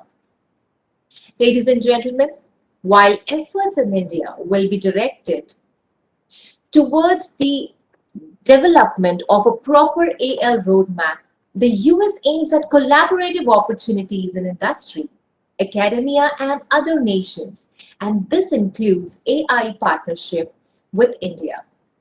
While a major of this has been in defense, with India increasing its procurement of high technology equipment, this alliance can go beyond military.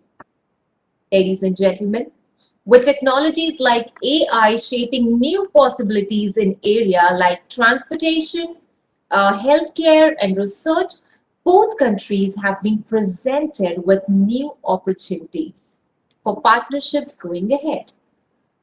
The potential gains from cooperation on the competitive talent available in both the countries are many. Various global companies, including those from the US, have established research and product development centers in India. And now, with the exponential growth at which AI and other new technologies are expanding, it will greatly influence the business landscape in the years to come.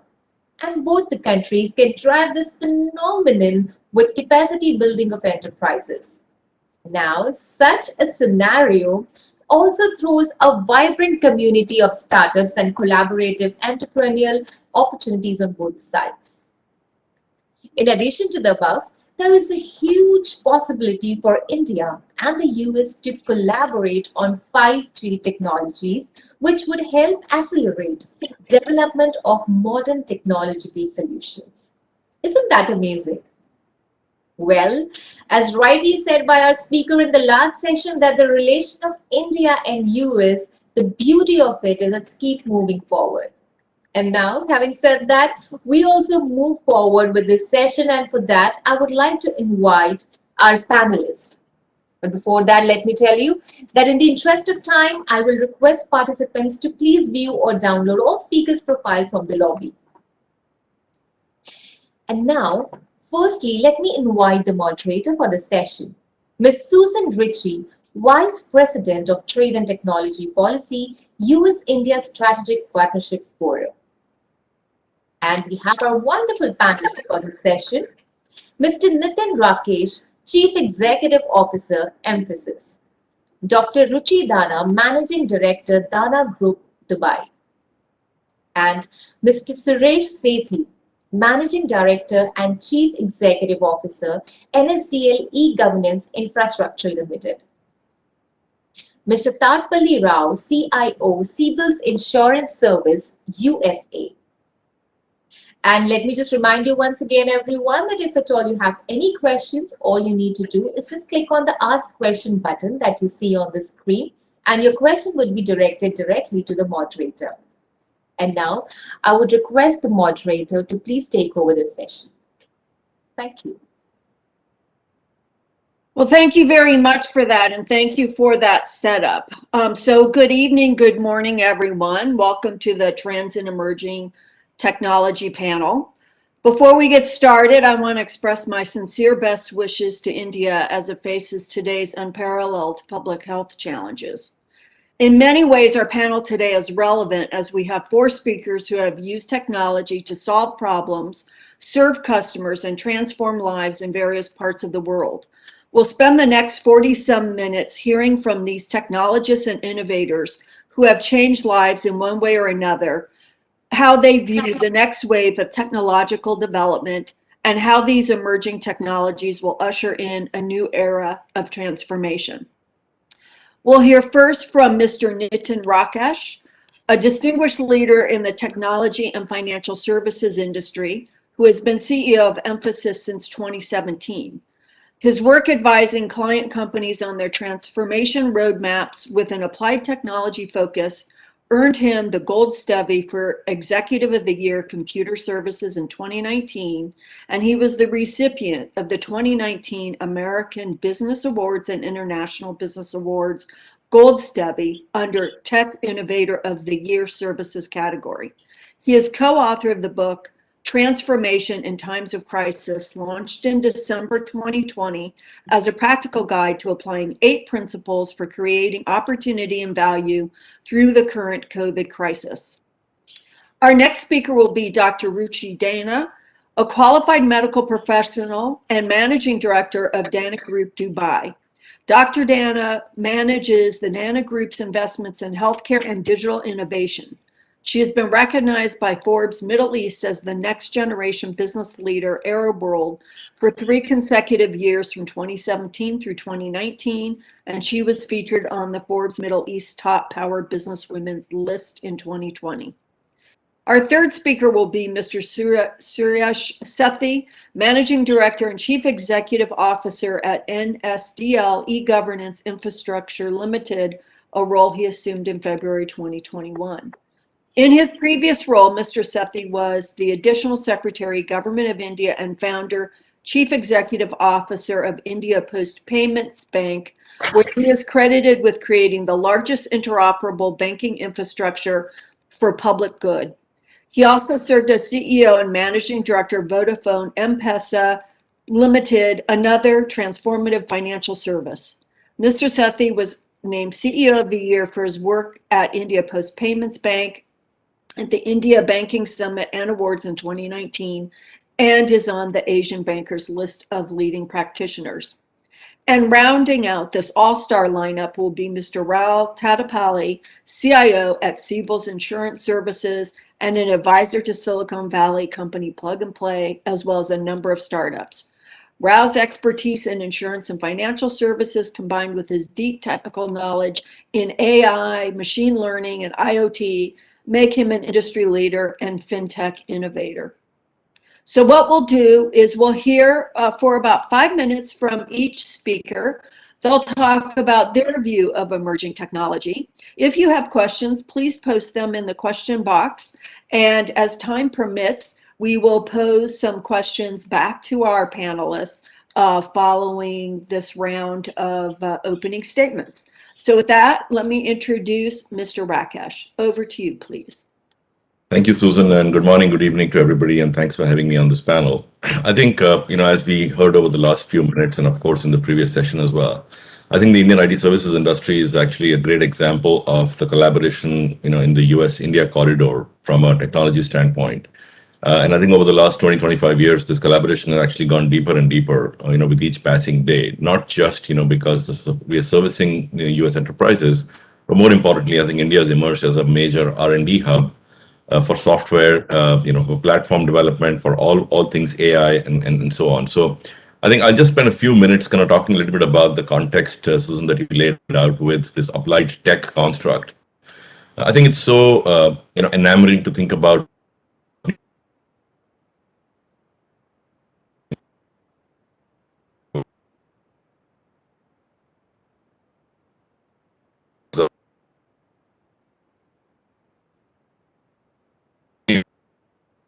what use situation, the major focus and the role that we at Emphasis play as it comes to helping enterprises embrace and adopt tech.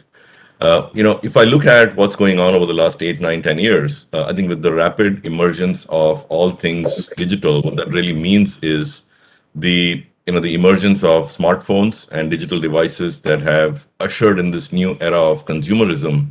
I think that the consumer or the end customer is really driving a lot of disruption for every business.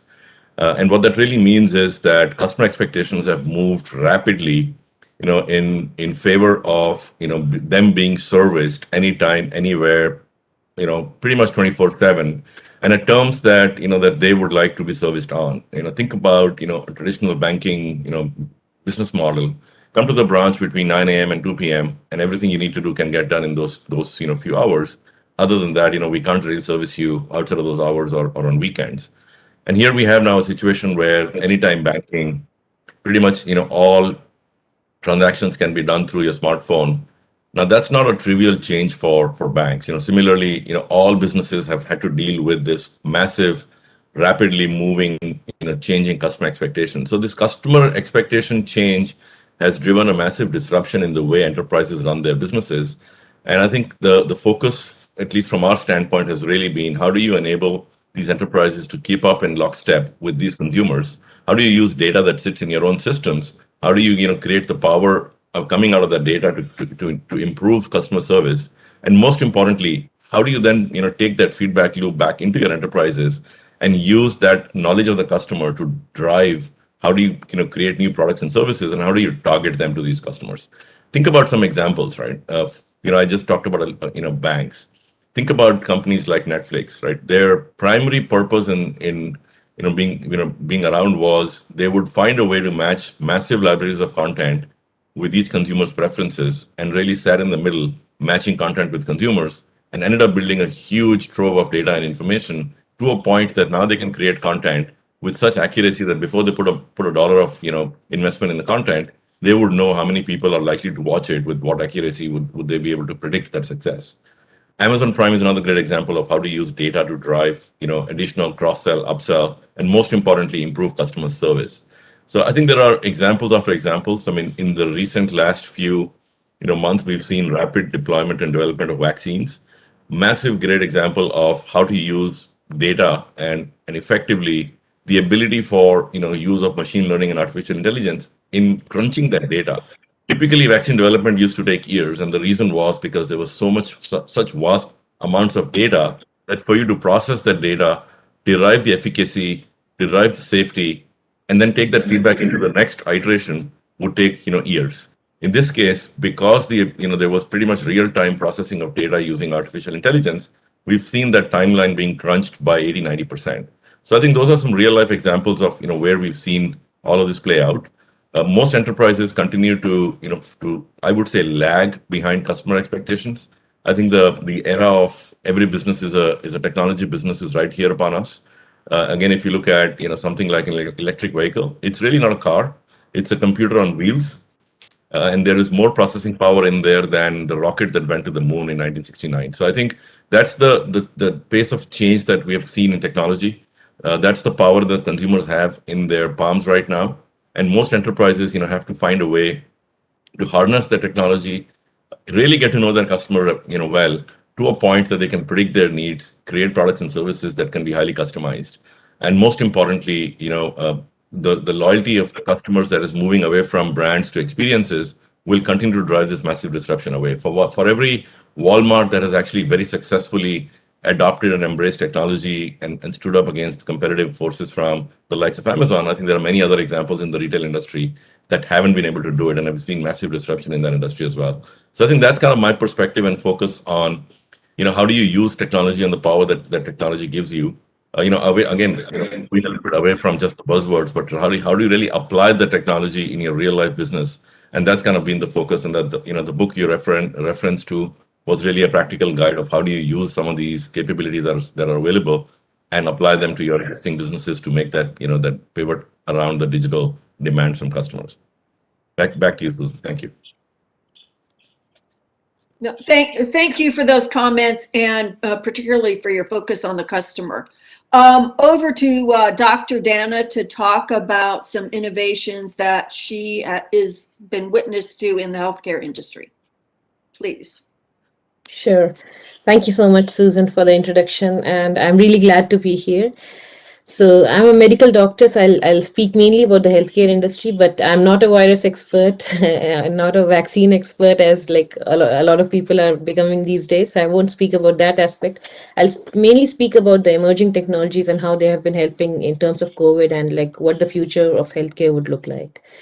So when we came across the COVID situation, there was also a geopolitical situation happening with China and all, and that was one of the reasons that a lot of supply chain was trying to get shifted from China to other parts of the world, and India was very nicely positioned to take advantage of that situation. So I think like in that aspect, like even if we talk about vaccines or like the injections, the needles, the syringes, I think India is very well positioned to take advantage of that.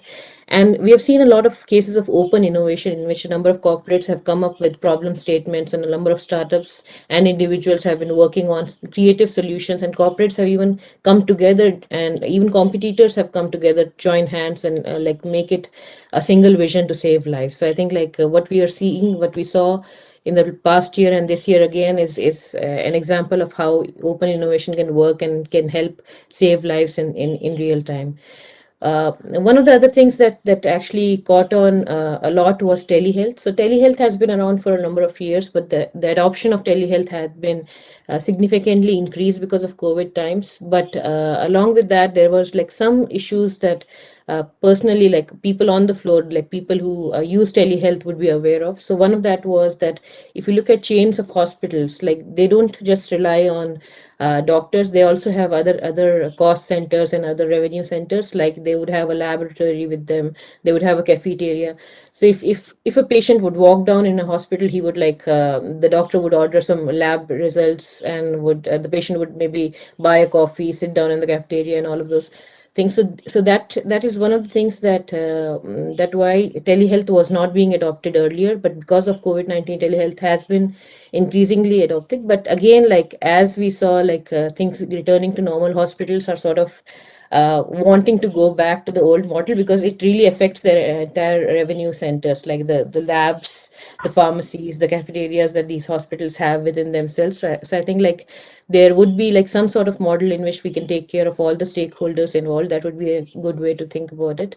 And as we went into telehealth, there was also a lot of focus on cybersecurity. So, in fact, there was a hospital in the US in which, like, the hospital had to pay the ransom to get the data back from, like, the hacker. So that was a case which brought a lot of attention to the problem of cybersecurity, and especially in healthcare, because as we moved into like more and more tech and advanced ways of like there was a lot of focus on remote patient monitoring. And I think with the help of wearables, remote patient monitoring would be around for a long period of time, if for taking care of elderly people or people in nursing homes and all, in which like you don't have to go to the doctor, and you don't have to get your vitals checked with the doctor. Instead of that, your vitals can be continuously monitored with the help of wearable devices.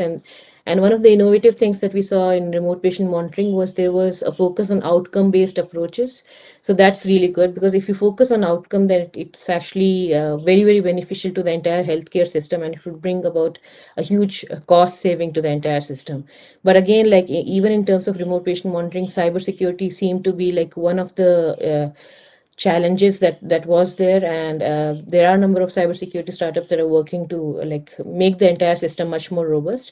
Apart from that, like I saw a number of startups working on workflow automation for healthcare, because like the hospitals were so burdened with so many things at the same point of time, like patient flow and all of those things. So if you have like some sort of triaging and some sort of workflow optimization, that would actually help in optimizing the resources of the hospital in a much better way.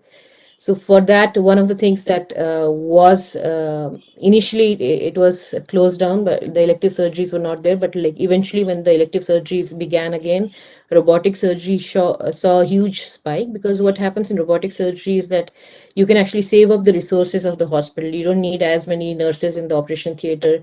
You can actually make surgeries a daycare surgery, so you can minimize the use of hospital beds. You can minimize the use of resources in terms of pain management, and it becomes like a daycare surgery. So you can like almost all of the stakeholders except for pharma industry were taken care of. So that was a huge trend, and I've seen a number of startups working on the concept of robotic surgery and using like AI and computer navigation to diagnose a number of things. Like teleradiology has been around for a long period of time, but now there's a use of AI to actually triage patients in such a way that you can optimize the use of doctors for teleradiology. And if we talk about the trend of AI and in overall in biotech, we can see a lot of focus on the use of AI for drug discovery. And apart from that, there were also like some companies that were working on the use of AI to actually find biomarkers for diseases that had like rare diseases or diseases for which there were only a couple of biomarkers existing.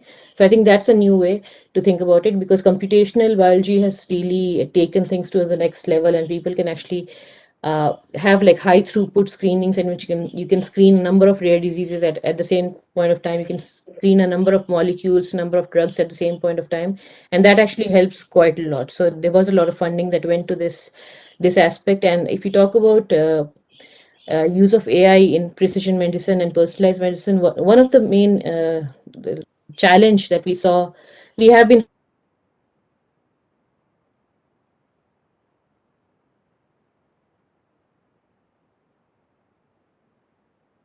seeing over that, like it becomes very expensive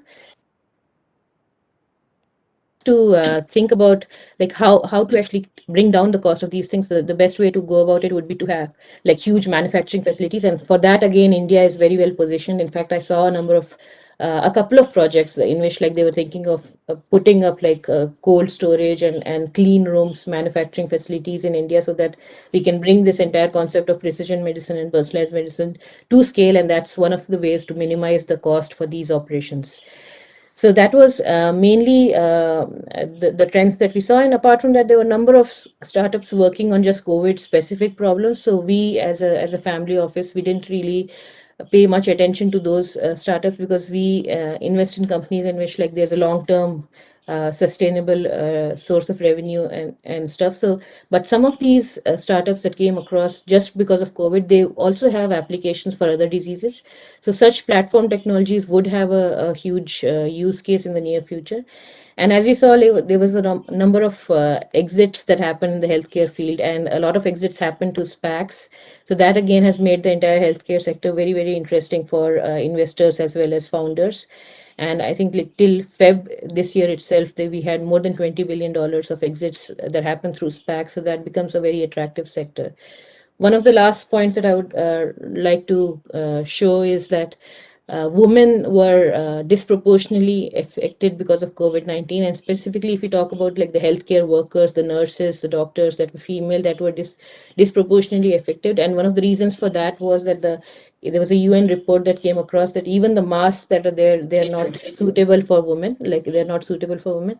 So just paying attention to this factor, and maybe like bringing to light the factor that like having more women on boards would be one of the ways to like bring about that sort of representation and that sort of problems to the light of the main manufacturers of various stuffs, because you need that kind of representation that's there out in the market. You need the same sort of representation on the boards as well. So I just leave the panel with this thought. Thank you.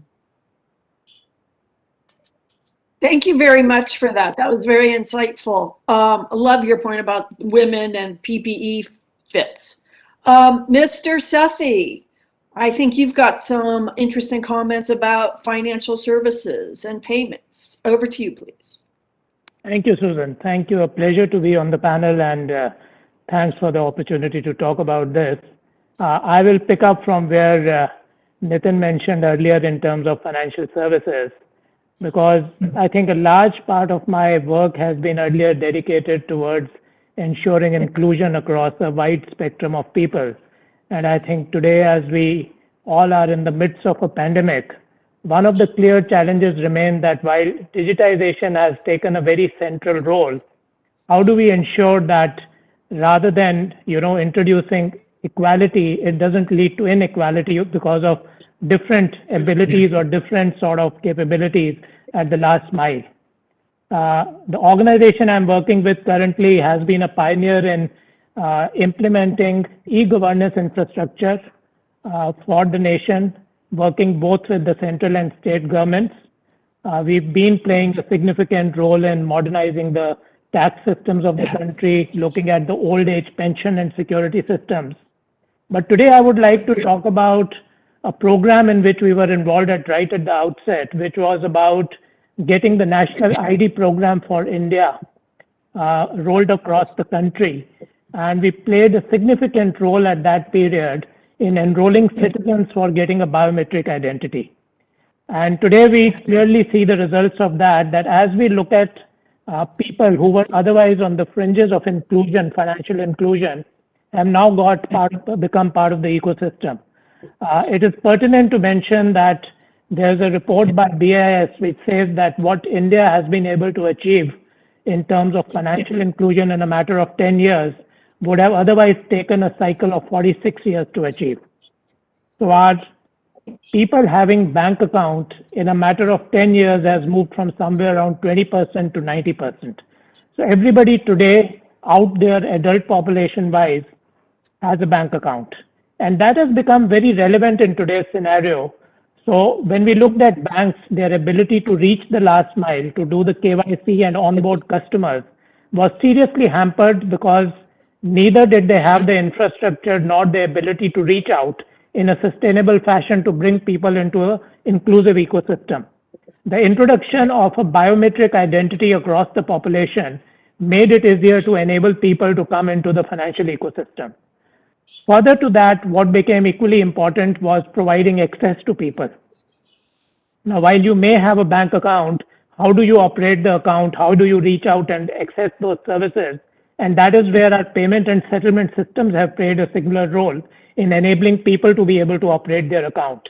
Now, when we put these two together, now whether it is peer-to-peer money movement or it is in today's scenario, the ability of the government to respond to a shock like a pandemic, where today we know that a significant workforce out there in India is working in the unorganized or the informal sector.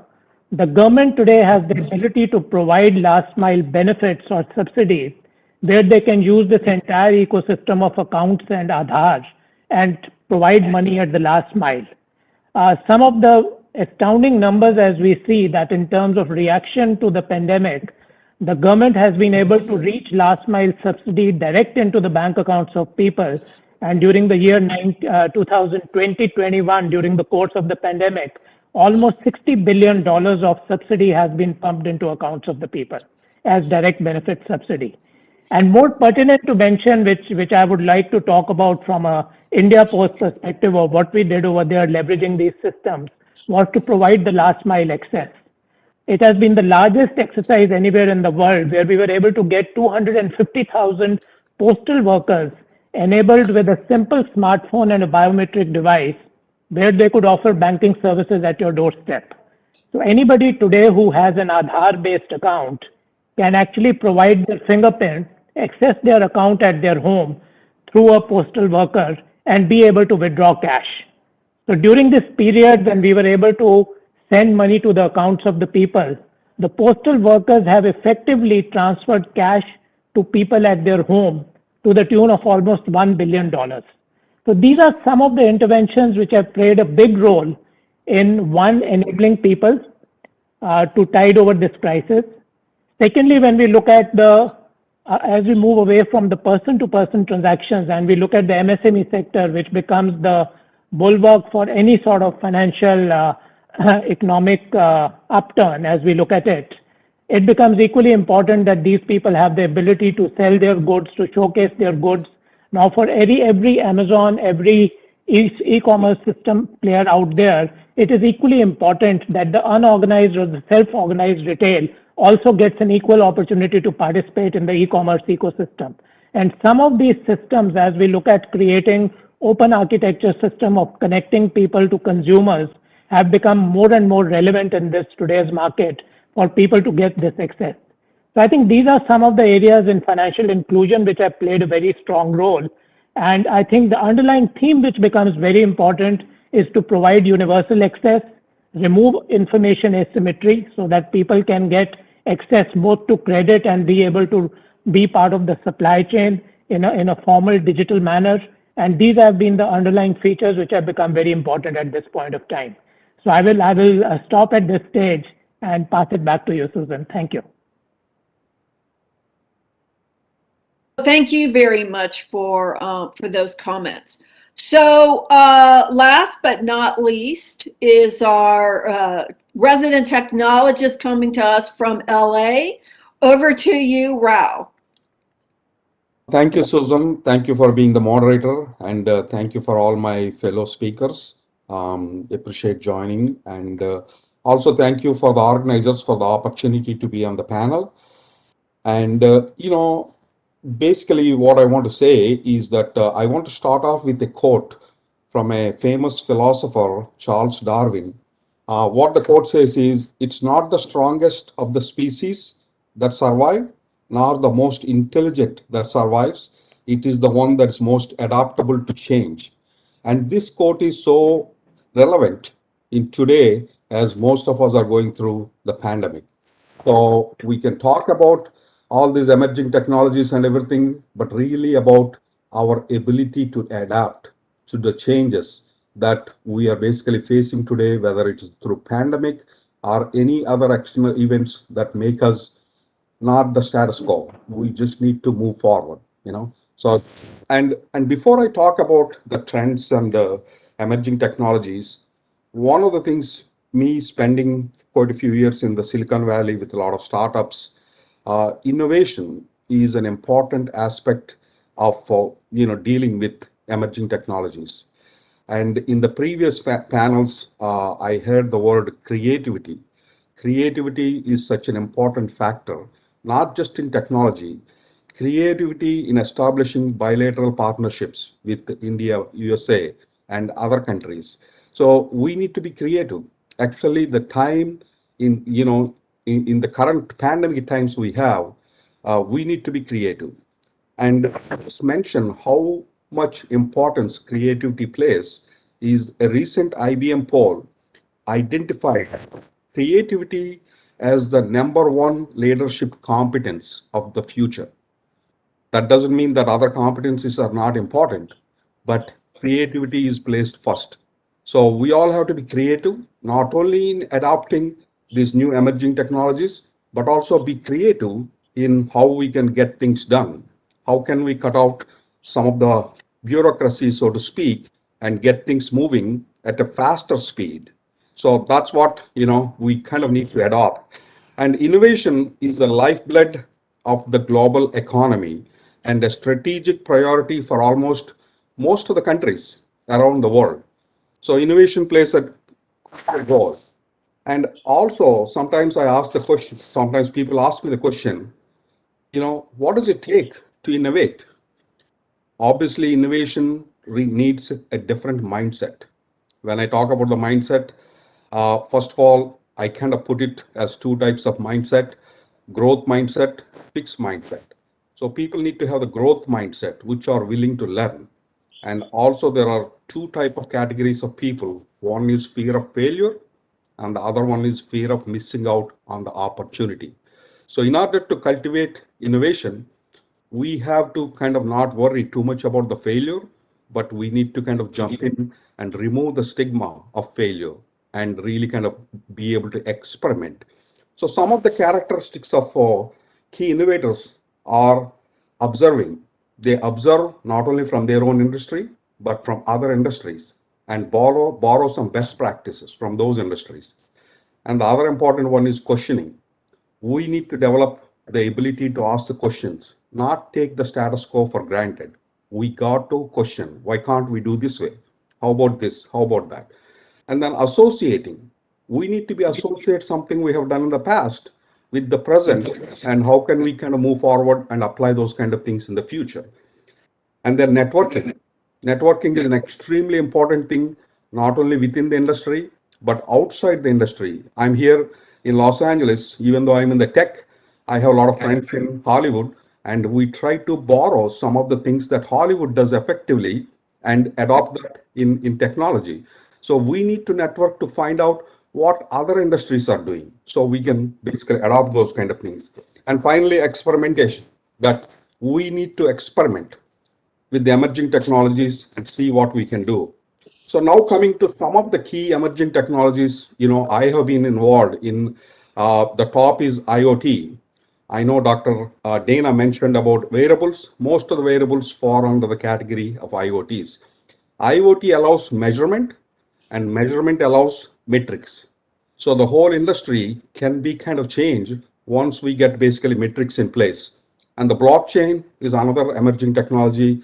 AI, many people talked about, and omni-channel, I know that's what Mr. Nitin mentioned about, is ability to do things anytime, anywhere, any device, and be able to pick up from any device and all. But one question is, okay, we have all these emerging technologies, big data, voice, Alexa.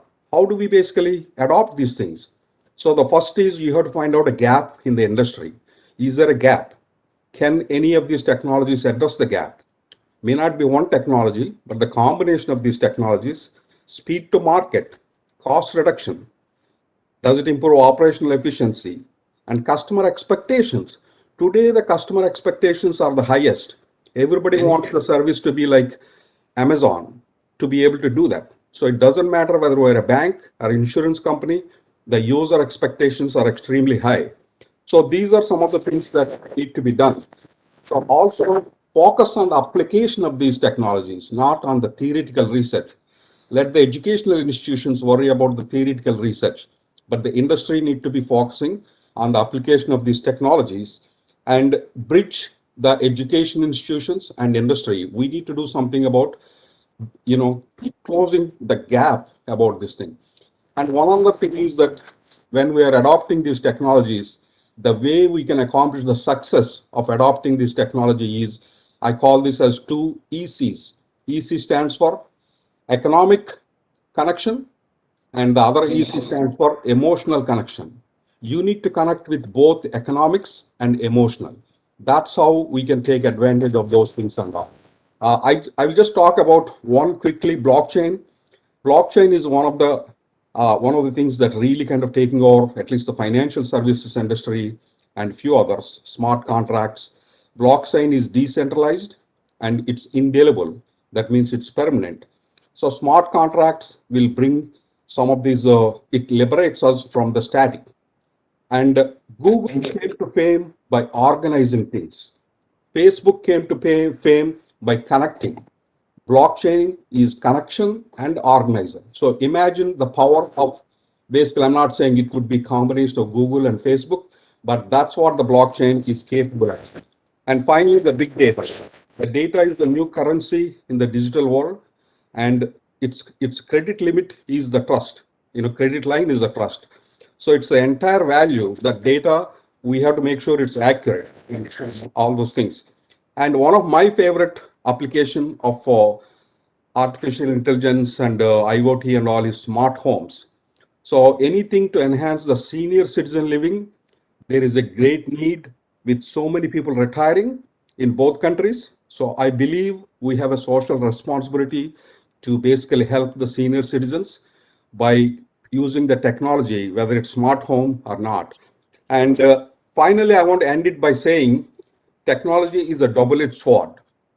Just like Newton's third law, for every action, there's an equivalent and opposite reaction. That's where I know Dr. Dana mentioned that cybersecurity. So with all the things, cybersecurity comes into play. So we need to be basically making sure how we can mitigate some of these cyber attacks and things like that. And with all the things happening technology, I will complete it with the quote from one of the authors, Thomas Friedman: geography is history. That means there is no boundaries for enabling the global economy.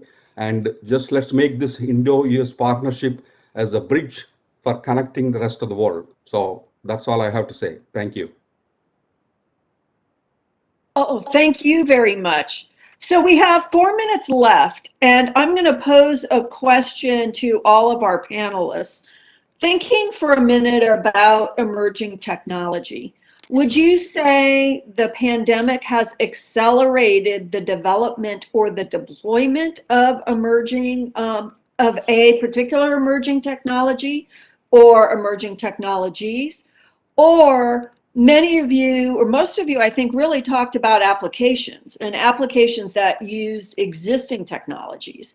So if you were to think about what's been the transformative aspect, would it be that there was a particular emerging technology that whose development and deployment was accelerated? Or would you say that there has been applications adopted that will result in long-term change? So let's start with, I'm going to put Mr. Rakesh on the spot.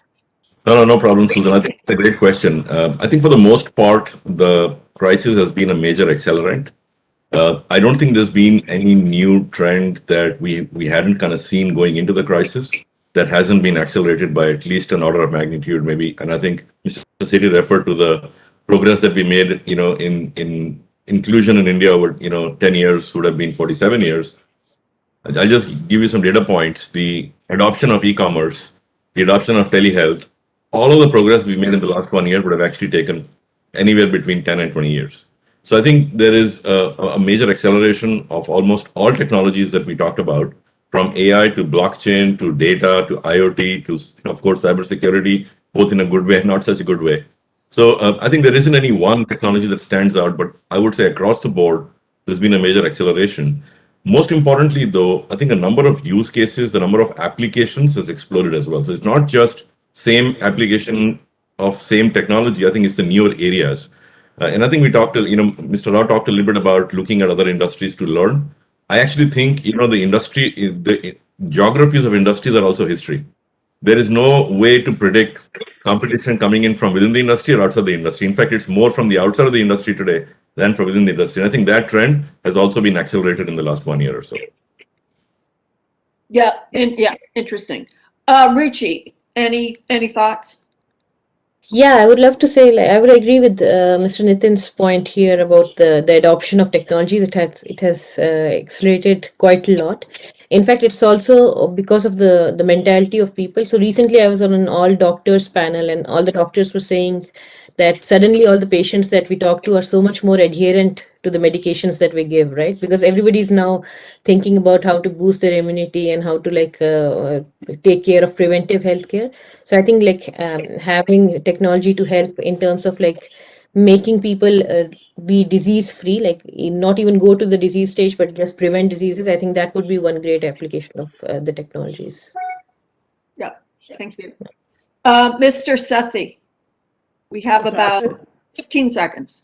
Yes, absolutely agree. There's been a great acceleration in adoption of technology. Only point I would like to add over there, I think Mr. Rao mentioned about innovation. I think a lot of it is also now about frugal innovation to take it to people who cannot afford technology and how we can bring them into the ecosystem. That has been another important area. And as we talk about data, we are talking about enabling lending for people who never had ever credit history before. So moving away from balance sheet lending to flow-based lending has been a very big thrust, and data becoming a instrument for enabling people to get access to credit is an important area we see in the financial services. But I will pass it on since we have limited time, so thank you very much. And we will give Mr. Rao the last word as we wrap up for today. Well, thank you. I think I agree with everyone here on this adoption. It's accelerated very quickly. There are two areas I have seen even more accelerated adaptation in the financial services industry is the digital payments. Check printing is almost becoming history because people are not allowed to come into the office, so everything has become digital. That has accelerated very, very quickly. The second one is the drones. The drones have helped really kind of estimating the property damage, whether it's hurricanes and floods or whatever it is. So those are two areas among many others that really kind of accelerated. The pandemic has accelerated anything that involves human beings need to go. Instead of that, the machines, whether it's robotics or drones or whatever it is. So that is the area that I have seen extremely accelerated progress. Thank you. So it looks like the word for this panel is acceleration. And with that, let me thank our four panelists for your great insights and your observations. And thank you to our audience for joining us today. Thanks, everyone. Bye. Thank you very much. Thank you. Bye.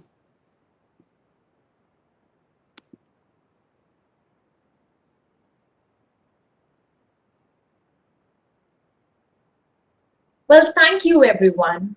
That was a wonderful session. Please accept my sincere appreciation and thank you, everyone, for your valuable time. This was extremely informative. It was an absolute delight to hear all of you. And now, ladies and gentlemen, it's time to move on with the event. But before that, I would request you all to have a look at a wonderful AV of IMC. Can we please have that played? It is the long history of humankind that those who learn to collaborate and improvise most effectively have prevailed. A fine example of these words is the IMC Chamber of Commerce and Industry, formerly known as the Indian Merchants Chamber. The chamber is the voice of over 200,000 corporates with a combined strength of more than 4,500 members and 220 trade and educational institutions. Identified as a chamber with a global presence, IMC is on the board of the World Chambers Federation and has signed MOUs with the United Nations and more than 150 other chambers of commerce across various countries and government agencies. With the numbers still growing, the IMC has gained the strength to be the undisputed voice of Indian industry. We are very proud of the fact we therefore represent the cream of the cream industry in this country. On the one hand, we help our members. On the other, we submit recommendations to the government so that they can institute policies which can ease and accelerate the business in India. Our activities include running seminars, holding exhibitions, we host inbound delegations, we take outbound delegations, and we facilitate international trade, which we believe is crucial to India's development. IMC has spanned over 11 decades. To understand the spirit of IMC, one must go back in time. Indian Merchants Chamber started in 1907 under the leadership of the visionary Manmohan Das Ramji, the eminent Indian businessman. The economic policies of the then alien government in India were dictated by associations which had no other interests but to look after the welfare of the colonizers and traders. And it was such associations, uncaring and unfair economic policies that made Indian traders and merchants realize the need to form their own chamber, Indian Merchants Chamber.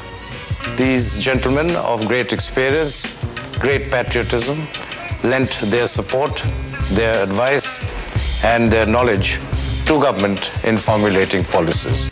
I want to compliment the IMC on its proactive liaison and advocacy efforts with ministers, senior bureaucrats, and civil society. Its repository of accumulated knowledge, its long experience, and the cohesion amongst its institutional and corporate members enable the IMC to work very closely with the Indian government on policy matters essential for development and growth. This was the only chamber whose honorary membership Mahatma Gandhi accepted.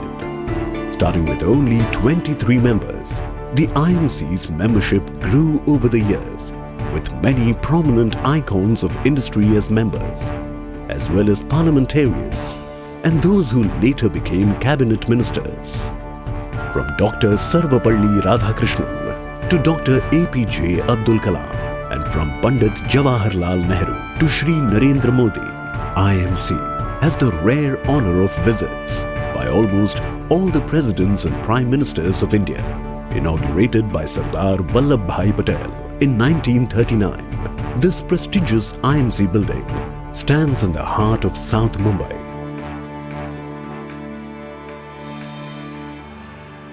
In 1967, as a memorial for the late Mr. F.E. Dinshaw, a well-equipped commercial and financial library was built.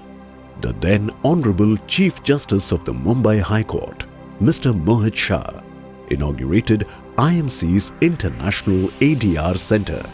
Cases are pending for years and years. IMC has taken a lead and set up an international ADR center which will cover all alternate dispute resolutions, including reconciliation and mediation. The IMC Praveen Ravi Gandhi Chair in Banking and Finance, who instituted to perpetuate the memories of late Sri Praveen Gandhi, who was a trustee as well as a past president of IMC. The chair serves dual purposes: promote our own National University of Eminence, that is the Mumbai University, and secondly, fulfill the long-felt need as there was no chair for banking and finance in the University of Mumbai.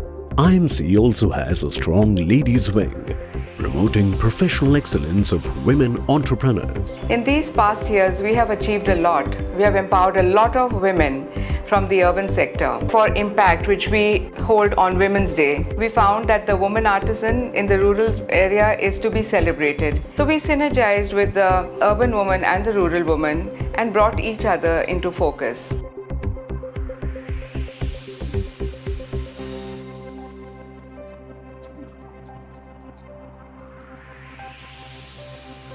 IMC initiates a number of conferences on topical national interests in various sectors like infrastructure, banking, financial services, aviation, urban development, railways, and many more.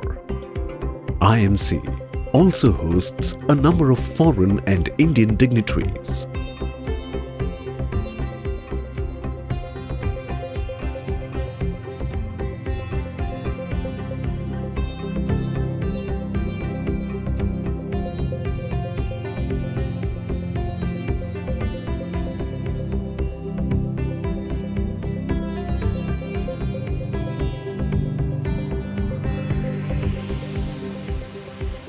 IMC approached me to help them get involved in actually creating a startup committee. Our agenda, therefore, was defined as thought leadership, advocacy, and partnerships, and extremely excited to participate with several youngsters from across the state, and we spoke about building companies and entrepreneurship.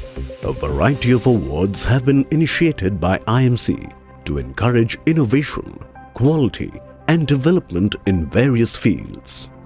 IMC is very proud to have the Ramkrishna Bajaj National Quality Award and the Juran Quality Medal.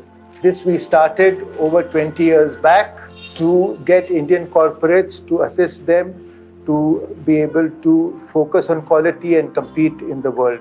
I must also mention the IMC Juran Quality Medal, and that is given to an individual. The Ramkrishna Bajaj National Quality Award is for corporates, the most prestigious quality award in the country. IMC encourages innovation, recognizing outstanding services and accomplishments of organizations and individuals with the Inclusive Innovation Awards. And there was a reason to create these awards, Inclusive Innovation Awards. See, India needs growth, but it has to be inclusive growth. And for that, you require inclusive innovation, because it is only innovation-led growth that can take India up there. In terms of social responsibilities, IMC has been active through a number of forums.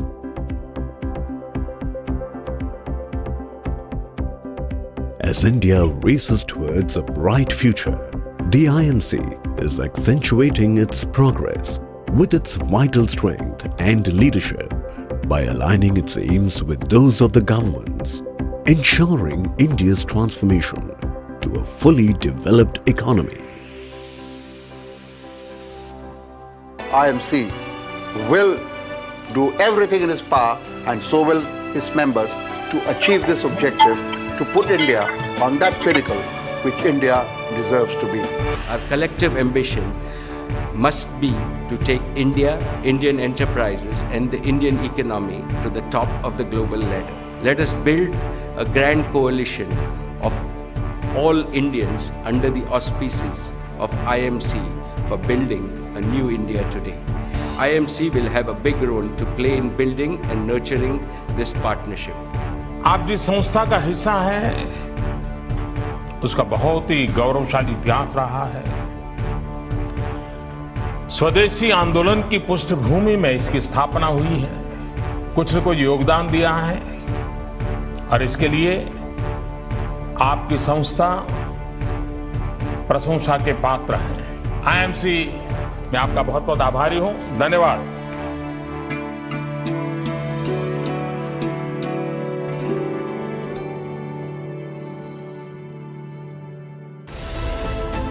East meets the West, the Indo-US ties are growing stronger. The evolving geopolitical situation has led to challenges and opportunities post-pandemic, making it more imperative for US and India to join forces, scaling economic and strategic engagement and expand peace and prosperity. With this preface, IMC brings to you Indo-US Summit, a virtual gathering of influential leaders and decision makers to interact and chart a roadmap for building a robust strategic alliance for nations to flourish. Get yourself registered and block your calendar today.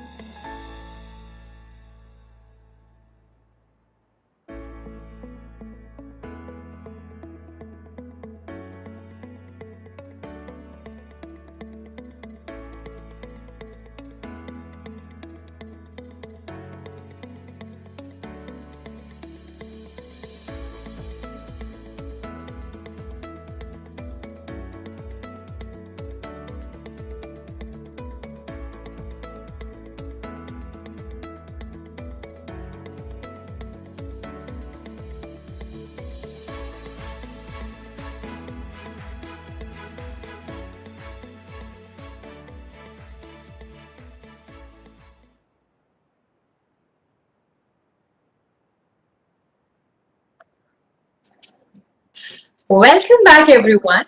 I hope you all are having an amazing experience, feeling enlightened just like me. I am super excited for this event, ladies and gentlemen, because what's stored next is even more interesting.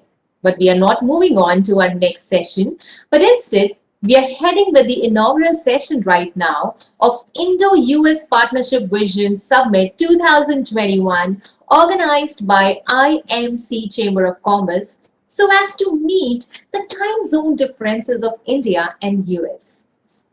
Ladies and gentlemen, IMC is extremely grateful to Chief Guest Honorable Mr. Jayant Sinha, Chairperson Parliamentary Standing Committee for Finance, Member of Parliament, for accepting our invitation to grace the summit and share his perspective. We are truly humbled, sir. Thank you so much. And now, ladies and gentlemen, we move ahead with the inaugural session.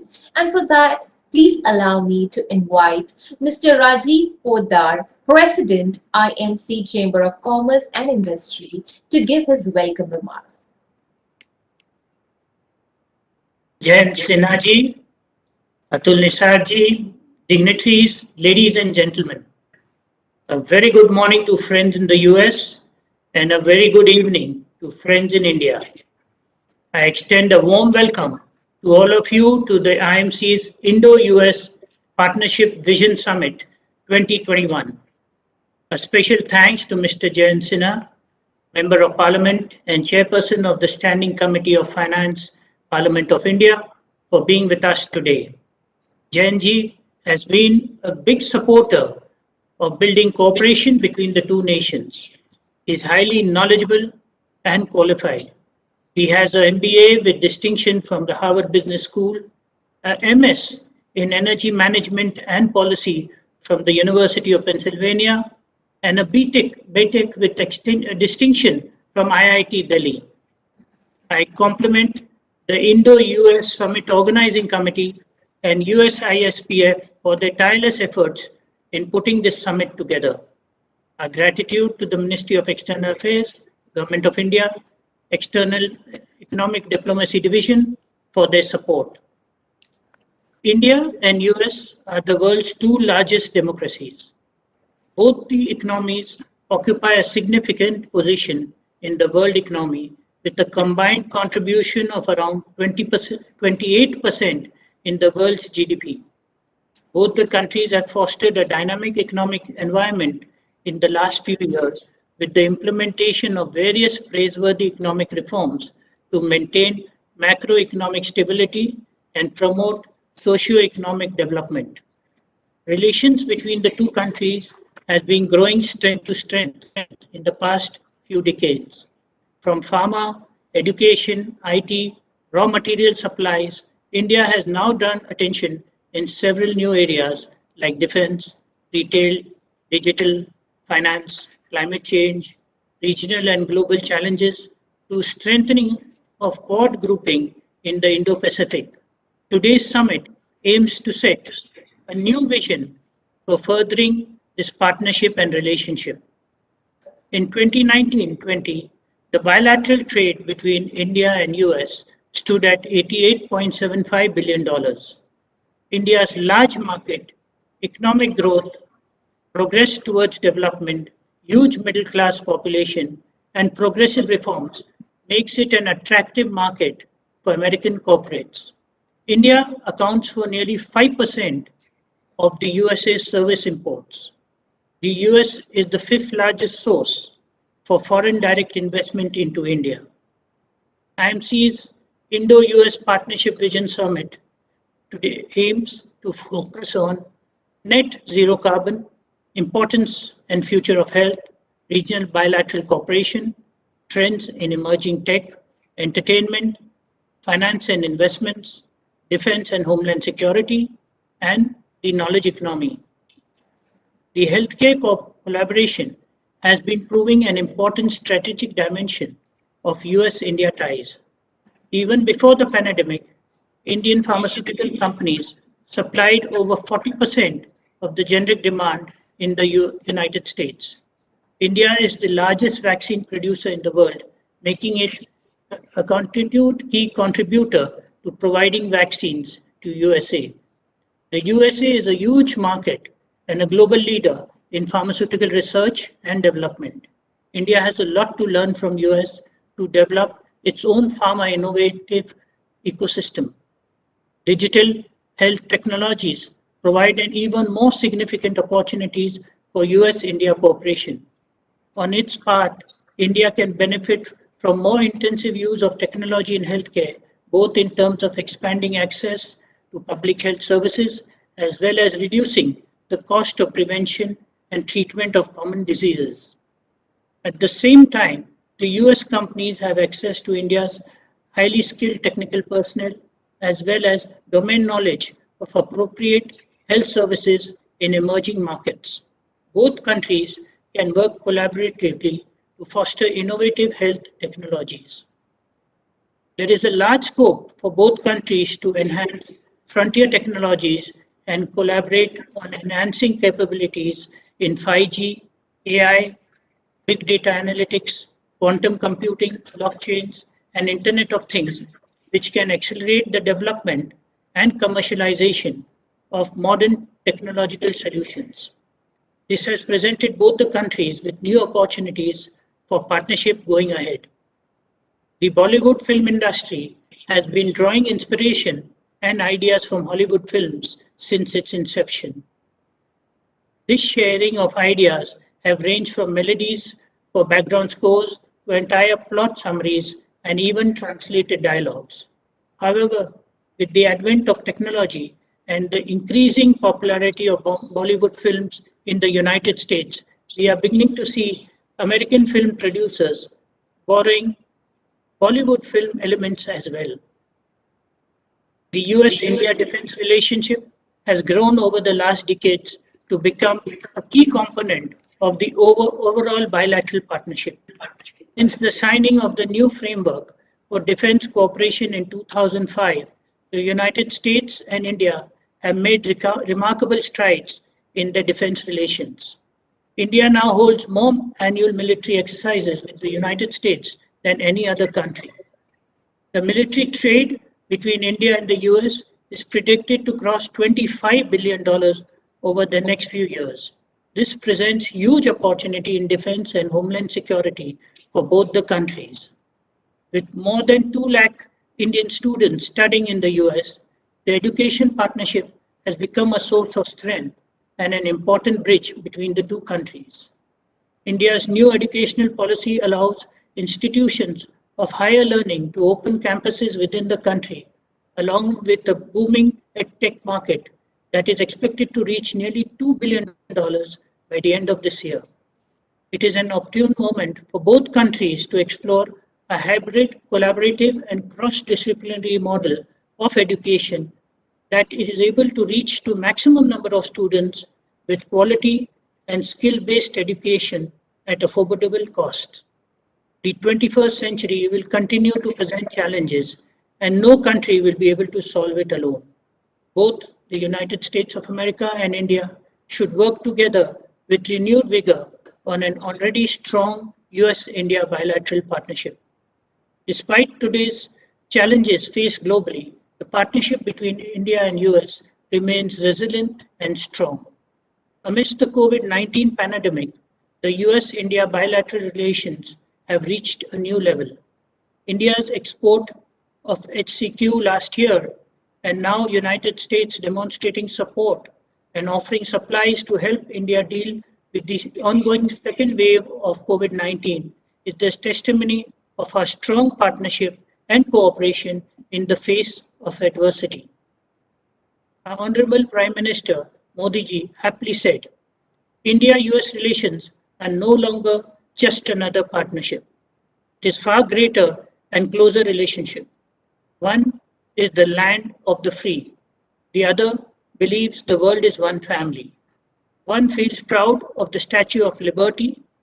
The other feels proud of the Statue of Unity. Let's explore together multifaceted and collaborative opportunities at the IMC's Indo-US Partnership Summit 2021.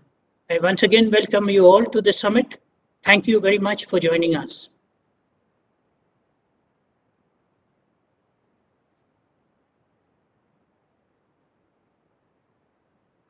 Thank you, sir. Thank you so much for your warm welcome. And now, ladies and gentlemen, let's move ahead with the event, and please allow me to invite our chief guest, Honorable Mr. Jayant Sinhaji, Chairperson Parliamentary Standing Committee of Finance, Member of Parliament for keynote address. So we are truly humbled to have you. Thank you very much, and very good evening to all of you. Mr. Rajiv Podarji, colleagues from the IMC Chamber of Commerce and Industry, other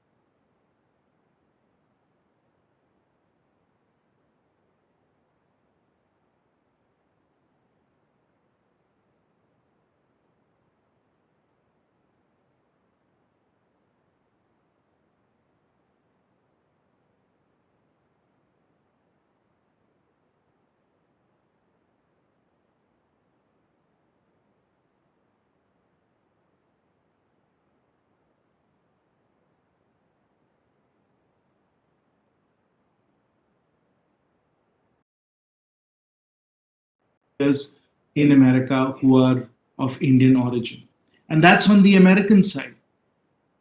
In the same way, in India also, we have many people who have very strong linkages to America as well. And I will count myself as one of them because I myself have spent 23, 24 years in America. Both my boys were born there. Of course, I travel back and forth very often. I was educated there. And so on the Indian side as well, I think there will be very few families that you will find in Delhi or Mumbai who are in professional roles or in high public office where there isn't some family connection, there isn't some member of their family who is in America. So these people-to-people linkages that have been forged today between India and the United States, which we see in our own lives and in our own families and in our own communities, today are so strong, so enduring, and so robust that the partnership, the relationship that gets built between our two countries is absolutely rock solid. And as a result of that, what we are likely to see is our partnership getting stronger and stronger across all the various domains, whether it is in security, whether it is in trade, whether it is in investment, science, education. In all these different domains, the relationship between India and the United States is getting stronger and stronger. I'm a member of the India-US Strategic Dialogue. And just a few weeks ago, we had our first set of discussions this year as part of that strategic dialogue. And it was very interesting to me because on the first evening, we had a very distinguished Republican speak to us, and then on the next evening, we had a very distinguished to us. And when former Secretary of State Condoleezza Rice spoke to us as a Republican leader, she gave us her perspective on geopolitics, and she said very, very clearly that as far as she's concerned, she definitely saw the India-US relationship as the most strategic partnership for the world, for geopolitics in the 21st century. So that was Secretary Rice's view. That is what she said. On the next day, we had advisor Kurt Campbell speak to us as well. And somebody asked him, what do you think of the G2? What do you think of the fact that the G2 has to come together? And of course, we were referring to India and China, the US and China. He said how, and we asked him how important the US-China discussions and relationship would be. And so he smiled, there was a twinkle in his eye, and he said, I do believe the G2 is going to be very, very important in geopolitics going forward, but I think the G2 is going to be the US and India rather than the US and China, because I think, again, that the US and India are going to play a defining role in many, many domains. So it was very interesting to me that Secretary Rice, believed that this partnership is going to be so important in this 21st century. And then on the Democratic side, there was an equal view that this is such an important relationship, such an important partnership as well. So when we look at it in terms of the people-to-people linkages as well as the geopolitical side, it's very, very clear that this partnership, that this relationship is going to be very important, enduring, and very influential as we move forward. And as we consider the strategic partnership, I think there are three areas in particular that are going to be very, very important as we move forward. The first, of course, is going to be in the health area. Now, we are all living through this very, very terrible pandemic, which has extracted such a heavy toll on both our countries. And even as we are going through it, you can see that there is an extraordinary partnership that is beginning to develop between the US and in India as far as health is concerned. India, as the Honorable Prime Minister has said, is certainly the pharmacy of the world in terms of production of medicines, vaccines, and other medical supplies.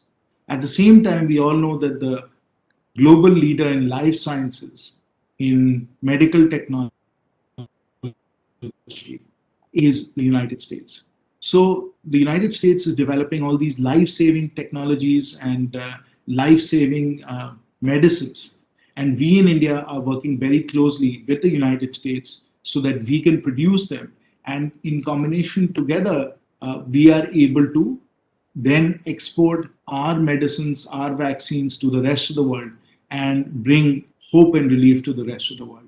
And there, of course, I will remind you that we are working on a very major partnership in vaccine production, where we are, I think, going to be producing over 1 billion vaccines through the Biological E partnership, where the Johnson & Johnson vaccine is going to be produced in India at very, very low cost and in very high volume. And then this will be available around the world. We will be supplying it all over Southeast Asia to be able to vaccinate people in ASEAN. So this is a partnership. Of course, it has been done through the aegis of the Quad, but this is a partnership where the strengths of the US and the strengths of India in healthcare are really, really becoming a very powerful force for good for the entire world. We have thousands and thousands of Indians who have been trained and educated in India, who have now gone to America. Many of them are good friends of mine, particularly in Boston, where I've spent many, many years, who have advanced and really helped develop some of this incredible medical technology, some of these incredible drugs and vaccines in the United States. So we have contributed to the growth of the life sciences sector in the US through our people. They in turn have developed these therapies and these approaches which we now can produce in India and make available for the rest of the world. So one of the very important areas in which this partnership has developed is in the area of medicine in life sciences. The second very important area where our partnership is going to be of great importance to the world is in the area of technology. Again, we know how strong the linkages are between the technology sector in the US and the tech sector in India. Of course, you know that the CEOs of both Google and Microsoft are young engineers from India who went to the US and then became the CEO of Microsoft, which is of course Satya Nadella, and then Google, which is Sundar Pichai. So we have a wonderful collaboration. We have a wonderful group of Indians who are very successful in the United States as far as technology is concerned. And in India, of course, with the rise of our very eminent technology companies like TCS, Infosys, Wipro, we have built up a tech sector in India that is now also starting to develop and forge entirely new business models. Some of our startups are absolute game changers in what they're doing. And it is this combination of the tech sector in the US and the tech sector in India that is also proving to be very powerful and very effective around the world. And in particular, the role of venture capital, much of it based in the United States, in really driving the startup ecosystem in India, I think has to be acknowledged and appreciated because so many of our startups are benefiting from the venture capital community in the United States, their capital, their knowledge, build up large scalable businesses. That's, by the way, where I have also spent a lot of my professional life. And I can tell you that this is an incredible force for good. The joint development of technologies and approaches between the tech ecosystem, the startup ecosystem, the US and in India.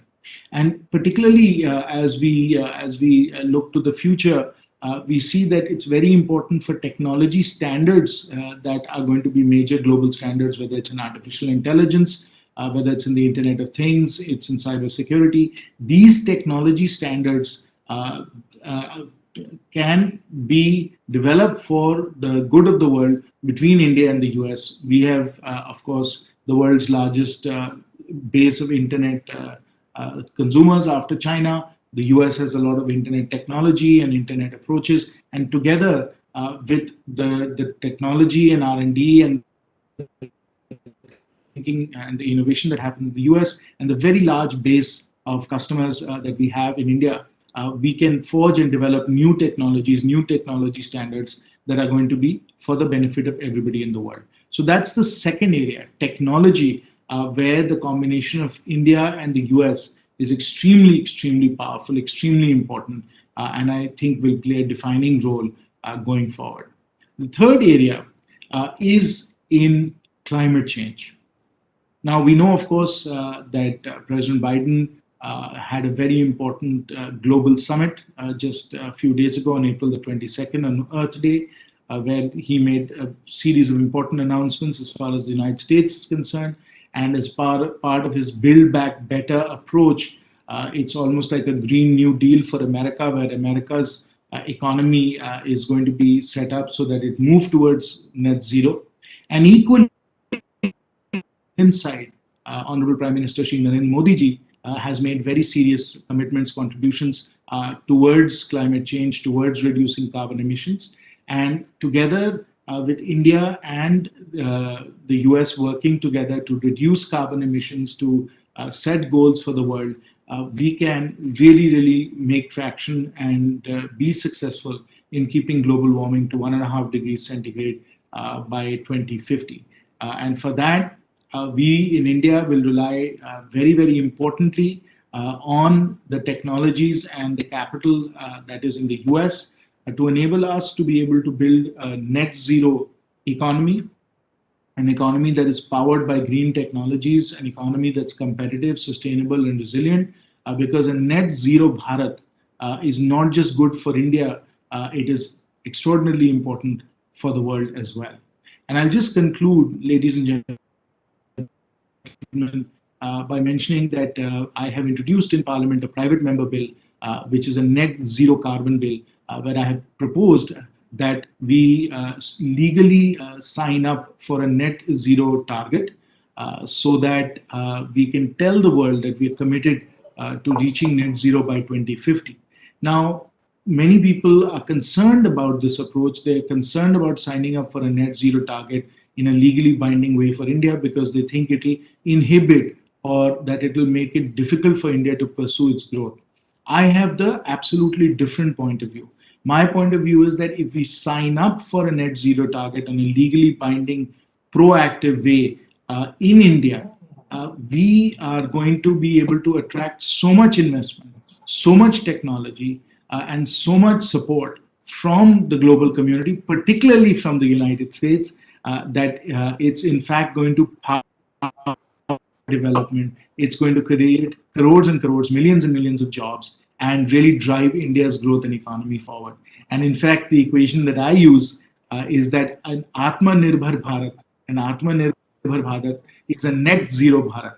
An Atmanirbhar Bharat is a net zero Bharat, and that this net zero Bharat is going to be competitive, sustainable, and resilient. Competitive, sustainable, and resilient. And we will do that with the support of our friends and colleagues in the United States. And so I'll conclude by saying that my equation is A and B, Atmanirbhar Bharat equals CSR, competitive, sustainable, resilient. And if India can get to net zero, we can bring the world to net zero, and we can prevent climate change to happen, to a point where we will find it difficult to deal with it. We will keep global warming to 1.5 degrees centigrade and leave a world that is much better, much greener, and much more prosperous for our children. Thank you all very, very much. Thank you, sir. Thank you so much for your valuable words and your precious time. It was an absolute honor and delight to hear you. Thank you so much. And now, ladies and gentlemen, it's time to move ahead with our event.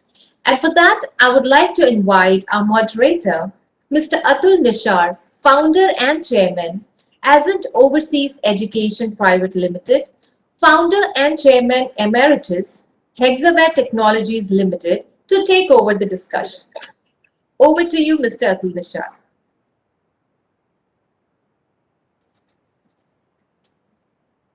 Good morning to all the delegates who joined from the US, and good evening to all our friends from India.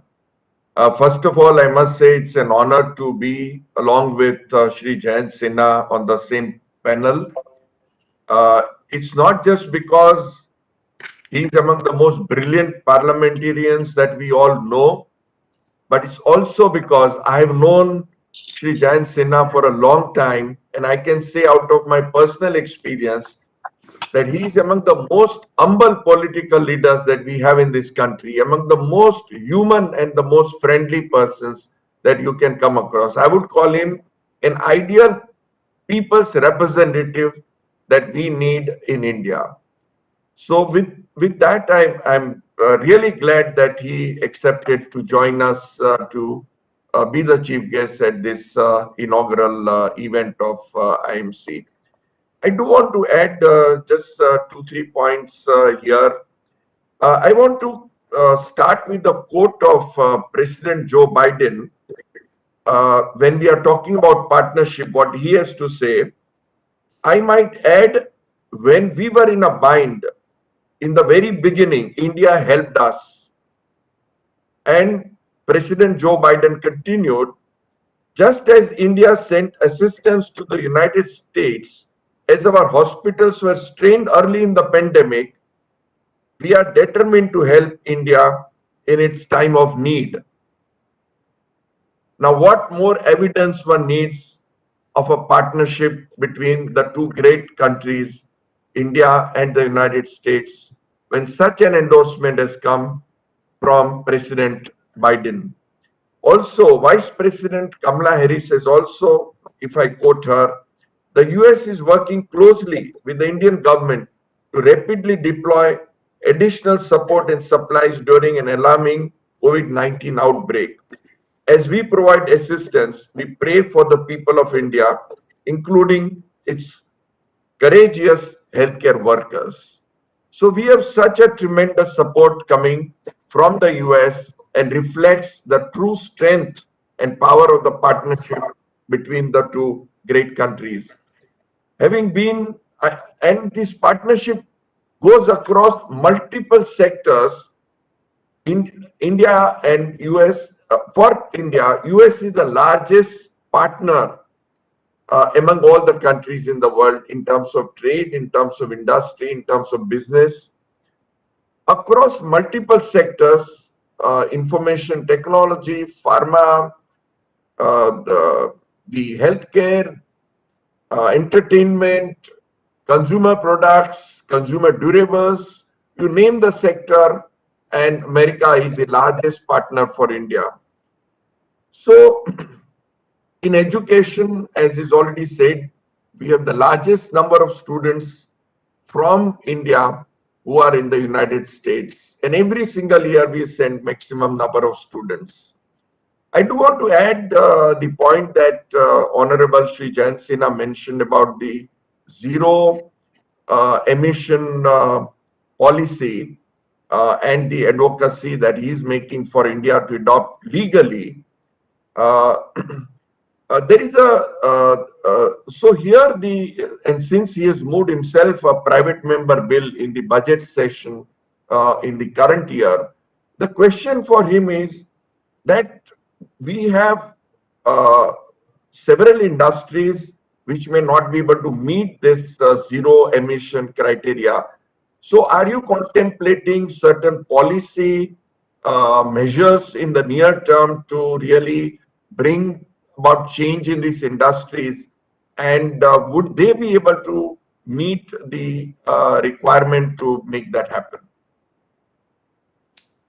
Very good evening to you, Atul, and thank you very much for your kind words. I think we have plenty of time over the next 30 years to prepare for going to net zero. And of course, the most important aspect of reaching net zero is to be able to switch our energy system over to net zero energy generation and a vast electrification of our economy. That is going to be the most important aspect of what we have to do. That being said, there are many industries like cement, like steel, like automotive, where there are going to have to be major efforts to get to net zero emissions. The good news, of course, is that there are a host of technologies, there are a host of approaches that will enable that to happen. And over 30 years, we do have the time to get every industry down to net zero. There may still be at the end some industries that are positive generator of emissions, but it is net zero, which really means that at the same time, we will develop carbon sinks, we will develop ways in which we can take some of that extra carbon that some of these industries are producing and be able to absorb that. So it has to be net zero. I think the vast majority of industries will be able to get to zero emissions, but the very few that don't can be offset by various technologies that are carbon capture technologies or carbon sink technologies that will enable us to be net zero as a nation. So those are the things that we have to work towards, and that's where a lot of analytical work, a lot of modeling and simulation is required for determining what these net zero pathways are over time. And it's very important, as I said earlier, that these net zero pathways be pro-growth, be pro-jobs. And economic intuition tells you that if you pour investment into the economy, you are going to see jobs and growth. And we just have to make sure that these investments are into those kinds of technologies, into those kinds of production methods that will take every industry down to net zero. So there is also a question that China seems to have committed 2060 for net zero emission. So would India be able to, I mean, you just mentioned that it should be possible to comply by 2050. But then why is China talking about 2060 for achieving the target? Every country, Atul, is going to have to do its own modeling. It's going to have to do its own policy making. China has committed to 2060. They are, in fact, getting very close to peaking, if not having peaked in terms of their total carbon emissions. And then, obviously, over the next 30, 40 years, they want to bring it down to zero. China, of course, is the world's largest emitter. They are very heavily dependent on coal, and they are still putting up coal plants even as they become the world's largest producer of renewable energy. So every country has to look at its own net zero pathway. I think China's challenge as the largest consumer of coal, the largest manufacturer in the world, is unique. And we are hopeful that they will certainly meet the 2060 target, but perhaps even get there sooner. But they have to forge their own unique pathway. In India, because much of our infrastructure, much of our energy system is yet to be built relative to our economic output in 2050. If we make the right decisions now, we will build a much greener and, as I said, a much more competitive and sustainable economy. So since your own background has been very strong in Indo-US relationship, and you spent a long amount of time in the United States, and increasingly year by year, we are coming closer to each other as in terms of relationship and working on various international forums, including the ASEAN.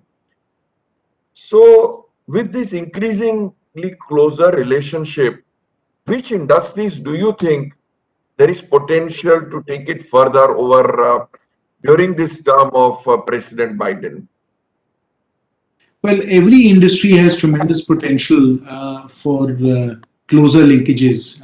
As of now, I think the entire healthcare sector is extraordinarly important. I spoke about the linkages on vaccine production that we are already forging in medical supplies, medical devices. All of those are, I think, areas where we can absolutely strengthen and deepen our relationship even further, and it is in fact happening as well. So life sciences, healthcare, I think is the need of the hour. I think it is one in which our complementary strengths are really, really good, not just for our own two countries in terms of trade and investment, but they're also very, very good for the world also.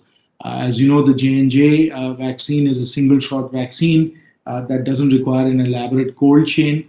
And of course, India is the lowest cost producer of these kinds of vaccines in the world. So if we can combine together our forces, not only are we going to be able to supply these vaccines to people in India, but also in ASEAN and around the world as well. So I think healthcare, and there are many, many industries in healthcare, should really be very much the centerpiece of what we do over the next few years.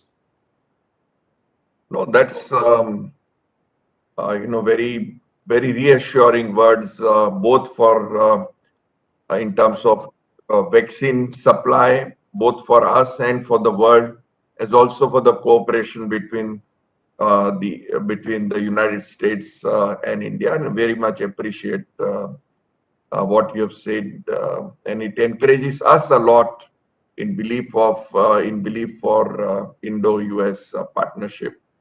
So I think with that, I'll hand over back to Zeenath to take it forward.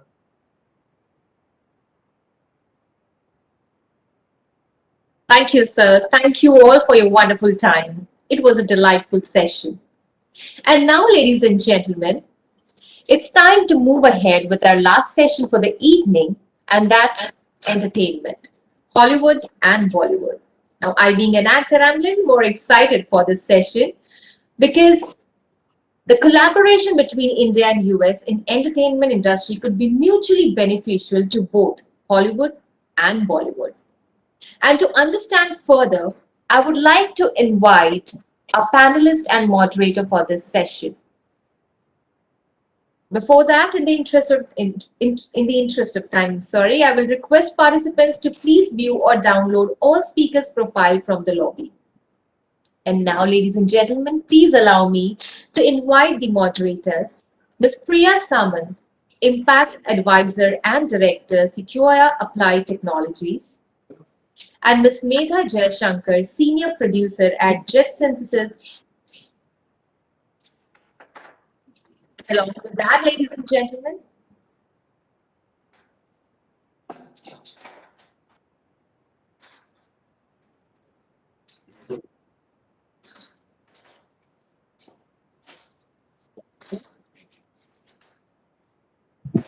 oh shit, I forgot to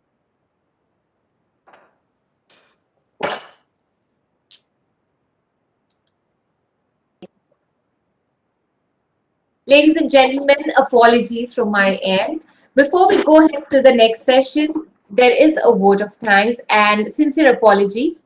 For that, I would like to invite Mr. Juzer Khorakiwala, Vice President, IMC Chamber of Commerce and Industry, for vote of thanks.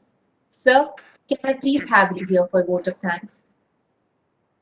Thank you, Zeenat, and good evening to our friends in the United States, and good morning to our friends in the United States, and good evening to our friends in India. Our chamber has been working in developing bilateral ties with various countries. We have recently organized international summits with Africa, Singapore, and propose to organize with Australia and UAE in the next month. This two-day summit aims at working further to enhance the bilateral ties with US and collaborate on global challenges of common interest. India and the US have shared interests in promoting global security, stability, and economic prosperity through trade, investments, and connectivity. The US supports India's emergence as a potential global power and a vital partner in efforts to ensure that the Indo-Pacific is a region of peace, stability, and growing prosperity. The strong people-to-people ties between our countries, reflected in the 4 million strong Indian diaspora, are a tremendous source of strength for the partnership. We are indeed grateful to all our dignitaries and guests for supporting our endeavor of developing a robust relation between India and the United States. The keynote address by our chief guest, Honorable Shri Jayant Sinha, Chairperson Parliamentary Standing Committee for Finance, Member of the Parliament, was extremely enlightening.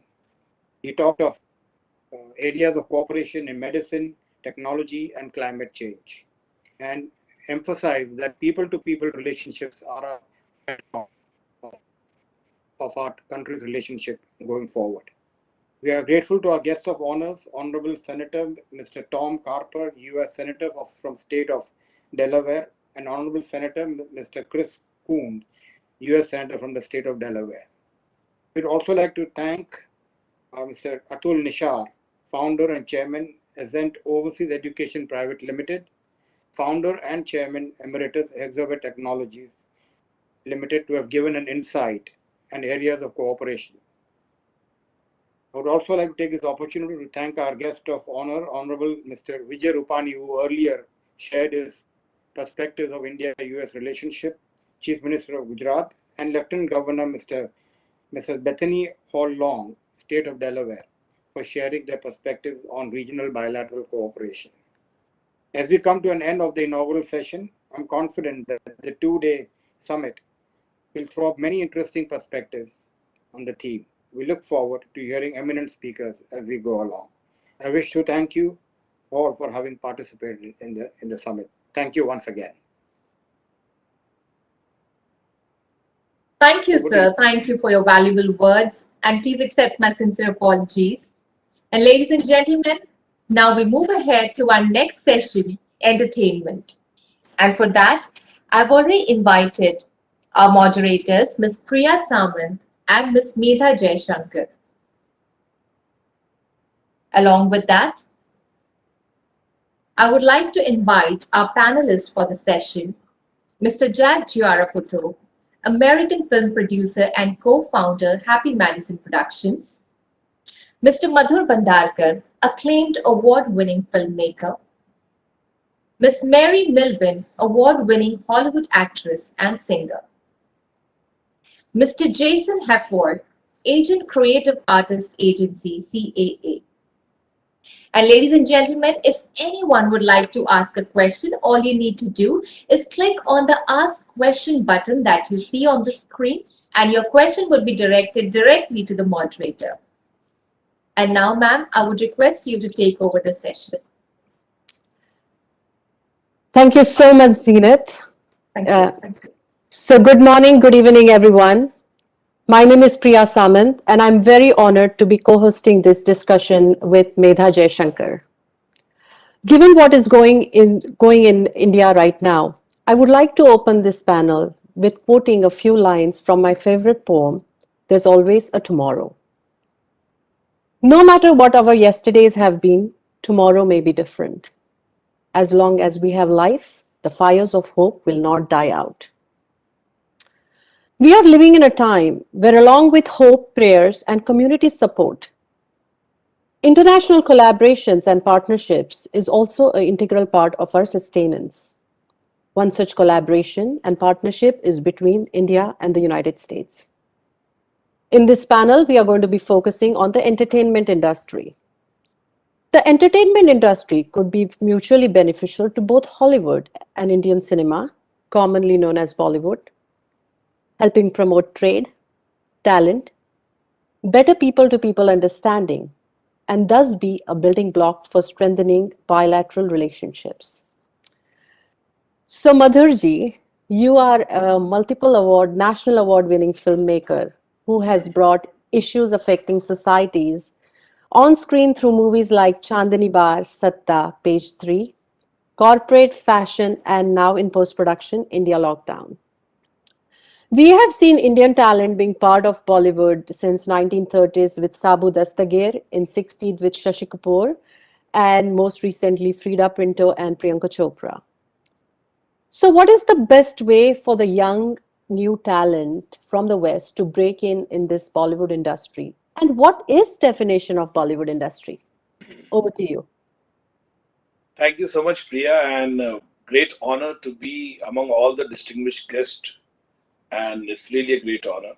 And thank you, Zinat, for being part of it. And I personally feel, Priya, I don't know, I basically usually don't use this term Bollywood. I always call Indian film industry. Okay? But anyway, it's there everywhere, Bollywood, we have to say Bollywood. But you know what? I always feel art has no boundaries. Art, emotion is always they connect wherever it is. And today's time, when we look into it, okay, where we see various cinema, various movie, various web series, where we see Spanish, French, Mexican series, and we connect with it. Because we connect with it, because there's a story to it. There's a common emotion which we connected to it. As for the, you feel, okay, what do you think about the breakthrough to in Hollywood, I mean to say. I think it was earlier also there were filmmakers who made the breakthrough. I think they were not there, I mean to say. There were times when we see Ismail Merchant was one of the person, Merchant Ivory, so many movies he made. Shekhar Kapoor was one person who got his name internationally acclaimed. And recently we spoke about Frida Pinto, Priyanka Chopra, so many. Dev Patel, if you see, and Suraj Sharma, there's so many people who had made. Yeah, I mean, this is the volumes is less. The kind of spectrum we are looking into it, that has to be larger and more collaboration. I personally feel these kind of because I know for the fact when I come to US, I know so many people, Americans who have seen my movies. I mean, to say now obviously they see on the OTT platform, Netflix and Amazon. Earlier when I used to come to, they had seen my movie like Chandni Bar, Traffic Signal, and my movies are being showcased as a I mean to say retrospect also over there. So many places and international forums, So they want to see that emotion. They want to see that kind of dance and sequences, that we have in Hindi cinema. I mean to say, It's just they love the clothes, they love the texture of it, they love the. I remember, you know, like film like fashion, heroine, pastry. They always say, "My God, it is India like that. It's the glamour portion so much." So I feel there is a great connect where people want to see across globe. I'm talking about not only America. I'm talking about everywhere. I feel that is very necessary over here to have a joint collaboration together. I feel it is very necessary when we both the talents. I mean, so Hollywood is large. When there are movies are being loved everywhere throughout. You know, dubbed in multiple languages. You know, everywhere. But I feel people over here, when we talk about the Indian film industry, we are the largest film industry in the entire world. Means the kind of states we have, the kind of languages. We have the South cinema, we have the Bengali cinema, we have the Marathi cinema, and Hindi is huge. So I personally feel good.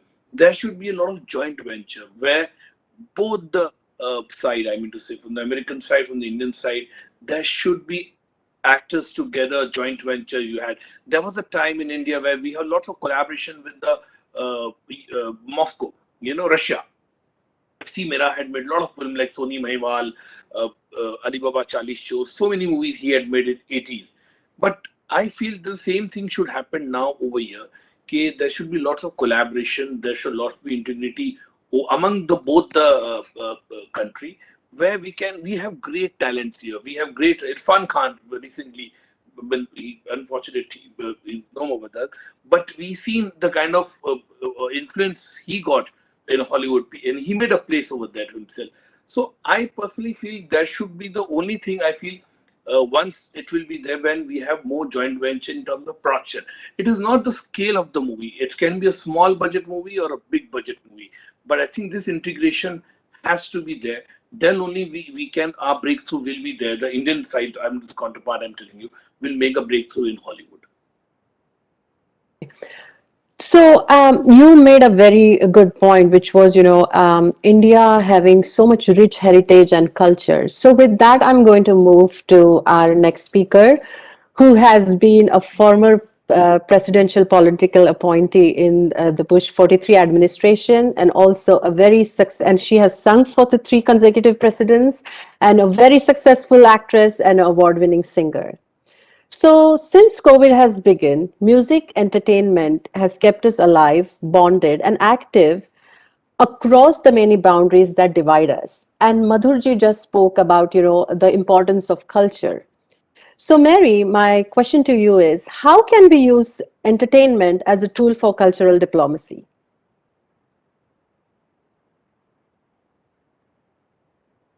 Mary, can you unmute yourself, please? Can you hear me? Yes, we can hear you now.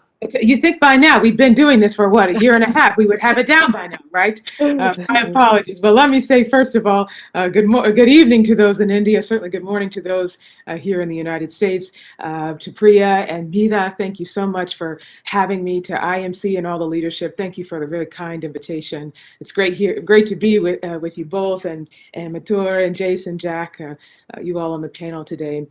First, to all those in India viewing, let me just say that I'm praying for you, and we're thinking about you during this time, certainly hoping India is headed to better days. And so I just want you to know that certainly thinking and praying for you all in India today.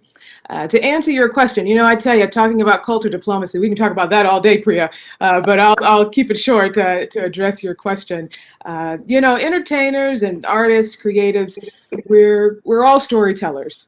We share the stories of the human experience through music, for me, visual art, film and television, and so on. So we tell the stories, the truths of the human experience, the challenges, the victories. That's the real beauty of the entertainment industry. No matter what part of the world you happen to be on in the context of the entertainment industry, that's the consistency. We all share stories of the human experience. And the entertainment industry at large is the space where we can freely have those honest conversations, sometimes difficult conversations, about the human experience in order to better shape the world, in order to make it a better place for you and for me, and like Michael Jackson said, and the entire human race. So that's the beauty of entertainment, that it gives us that space to have those honest conversations about the human experience. through storytelling. So entertainment already, I would say, Priya, is a mechanism of diplomacy. I believe now it's just more creatives across the world just need to engage the avenue of culture diplomacy as a vocation, creating with the intention to shape the world, shape narratives that can impact governments, impact world leaders, and certainly impact our own communities to change. That's certainly at the forefront of my process in creating. When I'm approached by creatives, I first look at the song or the project or what have you and say, how can this storytelling, how can this piece of art impact the world? When I'm engaged to perform, whether it's in the United States or abroad, I immerse myself culturally in order to better entertain my audiences on stage and then certainly impact off stage.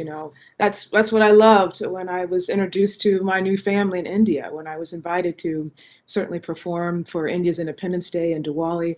I wanted to first, before I started learning any music or talking about any kind of performances, immerse myself culturally so I could understand the Indian dream, the Indian experience, the needs of the people, so that I could emotionally connect on stage just as much as I want to connect emotionally off stage to advocate for people. So that's what cultural diplomacy is. And between Hollywood and Bollywood and in entertainment markets across the world, we have a really unique opportunity to become mini cultural diplomats, I would say, in the exercise of creating art that can impact on and off stage.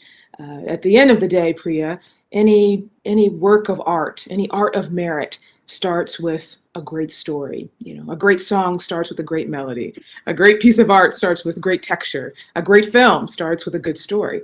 And, to advocate, you have to know the stories. To advocate for America, I have to know the American dream. To advocate for India, I have to know the Indian dream.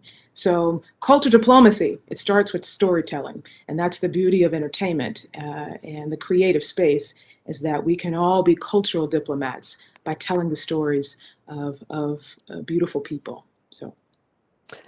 You said it so well, Mary. You put it so well. Thank you so much for that. So over to you, Medha. Priya, thank you for having me on. It's quite an honor. I never thought I'd see the day where I get Madhu Bandarkar and Jack Giaraputo in the same room, albeit virtually. But on to you, Jason. You are literally one of the pioneers of creating the actual, you may call it a Hollywood-Bollywood corridor. You're half in LA, half in India, well, pre-COVID. You represent stars like Alia Bhatt, and I'd love to learn more. And if you could share with the audience who else you represent and a little bit about your work. What do you envision in, say, 2030? What would you want, would Indian talent be working in Hollywood more often? Would Hollywood talent be working in India? I mean, apart from these novelty cameos that show off exotic India. Tell us what you envision about the future of this corridor. Yeah, thank you so much for having me today, and I think it's exciting to be having these discussions about the future of the entertainment business and how it's becoming more global. And you have places like India that have produced films for over 100 years and the largest film industry in the world, and should be collaborating more with Hollywood. I think there's a natural overlap in the things that the world wants to see that happens in both places. So for us, it's been exciting these last few years to help foster more growth between the two places and find organic ways that the two industries can collaborate, and I think both benefit when there is organic collaboration, especially when you look at the acting side of things. I think the Hollywood films are certainly becoming more global, and they would like to reach a broader audience, and so I think there will continue to be opportunities for folks like Alia to come to the U.S. and find meaningful work in Hollywood film and TV that will introduce more people in the world to Indian cinema, Indian actors. Also, I think directors, like Shekhar Kapoor was mentioned earlier. I think there's a wealth of Indian directors who can be doing things in the US, UK side, and making more great, diverse content for the American system, but also for the world. So I think there will constantly sort of be an international pipeline into the US, and Bollywood is uniquely talented with creative individuals who can overperform and over-deliver in that capacity. I think going the other way is certainly interesting. So looking at American stars who can find a home and a bigger audience in India is certainly exciting. Chris Hemsworth shot the Netflix film Extraction a few years ago in India, and it's one of the highest performing Netflix films ever made. And they're going to do subsequent ones. And Chris absolutely loves India, and you can see from his work in the film how much he was embraced by the people and really found a great home in India. And Will Smith, to that end, did a Facebook show in India, and also you can just see on screen how much he loves India. So we would like to see more folks like that from the Hollywood space find opportunities to come to India and to do good work there and show off India to the world. But I think as we look to the future, there's an opportunity for more multilingual opportunities as the audience becomes less language agnostic. Madhurji very smartly mentioned earlier that India has always collaborated with other countries like Russia, and I think there's certainly an opportunity to do much more of that, where the U.S. doesn't necessarily need to be involved. I think Russia and Israel and Japan and neighbors like China all provide interesting places where there's an organic overlap of the people, and there's beautiful stories to sort of tell of how India is speaking to the world. So I would personally love to see more collaboration with other partners in other countries and other places that are known for great cinema and television as well. And you can tell multilingual stories. Like Fauda is another good example of a story that naturally takes place in 3 different languages. So I think when you have a place like India that's home to so many beautiful, wonderful languages, and you have cinema told across, a dozen different languages organically, I'd like to see more collaboration there, where it can be sort of language agnostic, and I think that will be an exciting point in the future. And looking to 2030, I think some of the investments that are happening now in India by American companies will lead the way for more American collaborations. So obviously Netflix and Disney are quite keen on continuing to make content for India. And Amazon is investing on the retail side as much as it is on the content side. And Walmart as well has ambitions to continue to speak to the Indian marketplace. And just last year, in the midst of this, COVID-19 pandemic, Facebook and Google and Silver Lake Capital invested over $20 billion into Reliance Jio. So looking at the future, I'm thinking, if Mark Zuckerberg wants to invest $20 billion into, and his friends want to invest $20 billion into India, it's with a specific ambition, and I'm excited to see the collaboration that will certainly come from collaborating on that scale. And the content marketplace is exciting and heating up, and it feels like every week there's a new streaming platform launching in India, trying to reach the billion plus viewers who love content so much. So I think the future is bright, and the future will have more collaboration, and there'll certainly be more opportunity to tell great stories on the talent side, on the director side, and I think the audience will benefit greatly. So much, Jason. I feel like I can go on and on with a discussion with you on this, and I hope we'll dig a little deeper shortly. Till then, I'd like to introduce you to my dear friend, Jack Puto, who co-founded Happy Madison along with his producing partner, Adam Sandler. He now runs Slice Collective. Can you tell us a little bit about Slice and how it led you to India, and what makes the Indian talent you've been working with so special? And more importantly, why are you so uniquely positioned, given your current Indo-US setup, to be very successful at something that several people have tried, but you've got a sort of very unique edge to this? Okay, thank you. And hello to all the other panelists. Great to be here with you. I think Mary said it best about our hearts go out to the current situation in India, and getting updates every day about that. It's just kind of mind-boggling, but hope for a better tomorrow, like the poem. Yeah, so for what we're doing here is again, referring to Mary and the cultural diplomat role. I'm trying to do more of a talent diplomat, to show Hollywood that there is talent over there that is super high quality.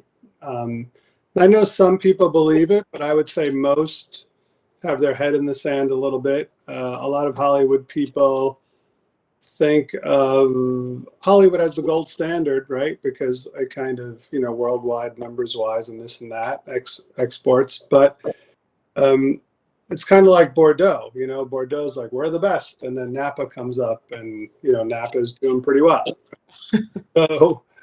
So really what we did is, as we were kind of organizing our consumer editing company, which we have called Europe, we kind of found some very, very talented editors and producers over in India that could do our short form content really well. And in my career with Adam Sandler, I was very focused on marketing, so much so that we started two companies that did marketing for studios. One is Big Picture, one is Arsenal. They're still around today. They're very successful. But they employ all Los Angeles talent. So I had the idea, as I was starting to become exposed, because I was a little bit like the Bordeaux people, myself, as I became exposed, I was like, wow, I think we can do this. We can start this business and take advantage of the economics to jobs over in India, and to provide kind of same quality, but let's call it more efficient priced for the studios.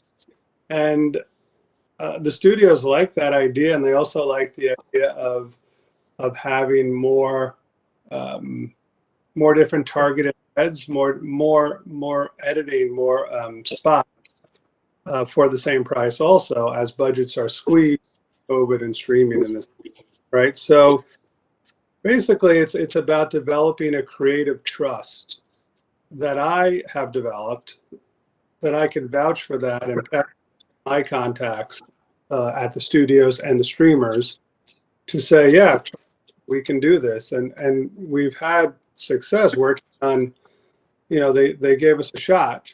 They didn't say you could be the only person. They said, we'll put you in the mix. So they weren't relying on us yet, but they were very happy with our results. We went head to head with the LA-based editors.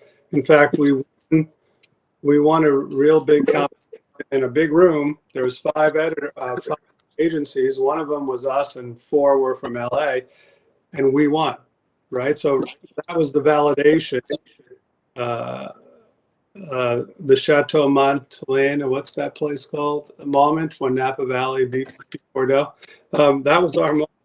So I feel like if we can get that creative trust going, then our company, Slice, can start expanding, right? Once we have the trust, then we can build the ancillary businesses behind that.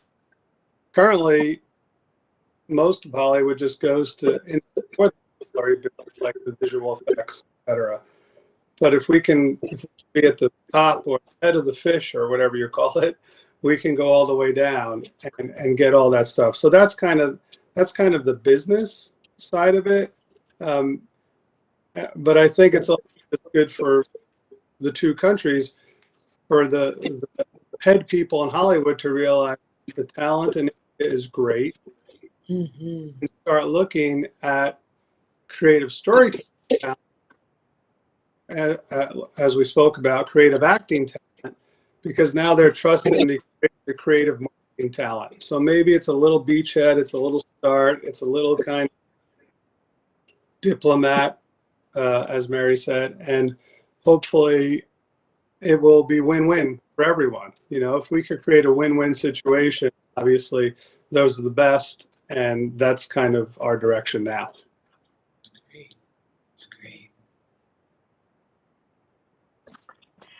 And Priya, I don't know how much time we have left. I feel like I can go on and on with these four guys. I have some questions. Do you want to? Oh, I mean, we can go ahead. We have about 5 minutes. We can go. Fantastic. Do you mind if I try out a question to the whole group? Yes, please. Go ahead. Go ahead. Okay.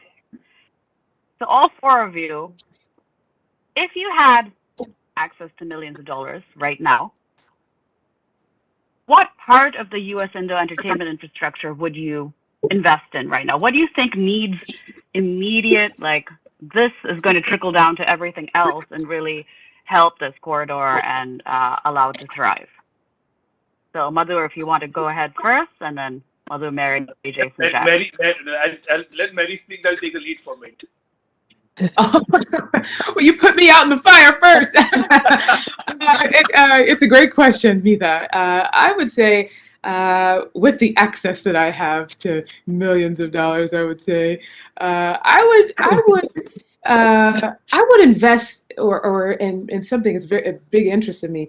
Invest in the storytelling, certainly between the relationship between the African American and the Indian experience. There's a real history. You certainly going back to the relationship of Africa to India, and the origins there, certainly as it relates to the origins of the people.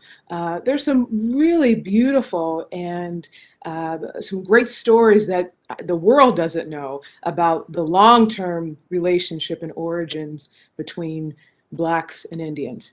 And that's where I would probably invest first, is really bringing those beautiful stories to light. And some that, you know, could be fiction and beautiful, but even some of the true stories about the relationship between those communities in documentary form or what have you. I think there's some, with the current times that we're in right now, and certainly there's some parallels of what's happening with the African American experience and what's happening with the Indian experience. I think there's some really meaningful storytelling that could happen, that could be impactful for both communities, again, as you work to create storytelling to shape the world. So that's where I would. It's a great answer. You know, my Indian grandmother gave me the Roots, Alex Haley's book, when I was 10. Yeah. I was slightly young to read it, but I think it's a very interesting storytelling angle, and we should consider it one day. Jason. Yeah, that was a wonderful answer, and I absolutely agree with you, Mary. I think there's a wonderful parallel that can be drawn, and definitely some collaboration there. And even looking at Africa as a continent, being very similar to India, actually, in terms of the youthful population. It's there. You're onto something there. I like it. I like it a lot. Yeah, after this. There's also a lot of Indians in Africa. So yeah, we'll talk about this later. Not on television. I would actually like to add, so Netflix just went into Africa, and one of my friends, she's a first-time director of Indian origin, and her movie, Namaste Wahala, was trending in top 10 globally. So, you know, the markets are huge, yeah. Super. Sorry, go ahead, That Jason. film it's great. Yeah, it's a great film, and beautiful story of these two cultures coming together in Nigeria in a funny, charming sort of way. Yeah, I would say, just to answer your question though, from my perspective, I would probably take some of those funds and invest in great filmmakers like Madhurji and just give them the money to make the projects they want to make. Please, Jason. So I think yeah. As soon as I'm Medha's game. money I'm game. comes in, I'm giving it straight to you, sir. I think We'll tell a good human story which connects the heart. Like I said, art has no boundaries. I really feel a at good human story, the good human content drama can landscape. connect anywhere. Yes. Yeah. Jen, Jack, given that you've set up many businesses, where would you put your Absolutely. money? Yeah, well, it's interesting when you say it, because I'm doing it now, right? I have investments and I have the company I'm working on, and basically the idea is to empower more voices and more people by giving them access to editing, right? We call it the democratization of Hollywood post-production. It's really easy to think of a story, not easy. You can use your brain to think of a story. You know, it might be a personal story. You can shoot on your phone. It's so good. The quality is so good if you just keep it steady. But the hard part is the post-production, editing. It takes knowledge. How do I work this keyboard and how do I do these timelines and this and that? So the more we can make editing ubiquitous, just everywhere available, then people can tell their stories, and it doesn't be limited to people who get funded by a studio or a streamer. It could be a teenage girl from any country or whoever to just say, wow, I now have the power of storytelling right on my phone because I could film it and I could send it to an editor and get it back. So I think that's the biggest overcome of more people creating content. And once we kind of have it up and running super efficiently, editing will become a new kind of industry that people rely on because content is the future. That's right. Mm-hmm. Correct. Yeah, agree. So I think we are coming. Go ahead. No, I was saying we are now coming towards the end of the session. So, we are already a little bit over time. So That was if such you, a good time, though. yeah, it was a wonderful time. And I A little extra time. yeah. So, we would continue, go on and on with this wonderful panelist. I mean, such a wealth of knowledge, but so little time. Well, I think you accomplished a lot. I'll say, look, you got a celebrated agent, you have a celebrated director, storyteller, you have a celebrated producer, Jack. We could create our own film story right here. The project is ready. The project is ready. That's right. So that's the whole goal of it, right? Collaboration and partnerships and to open new networks and know more people, right? That's right. So we have achieved our goal, So that's the stepping, we have step number 1 is ticked. So now we go on to step number 2. So Medha, yeah, you are please close the session. I was about to say on that note, I feel like we have a lot more to discuss.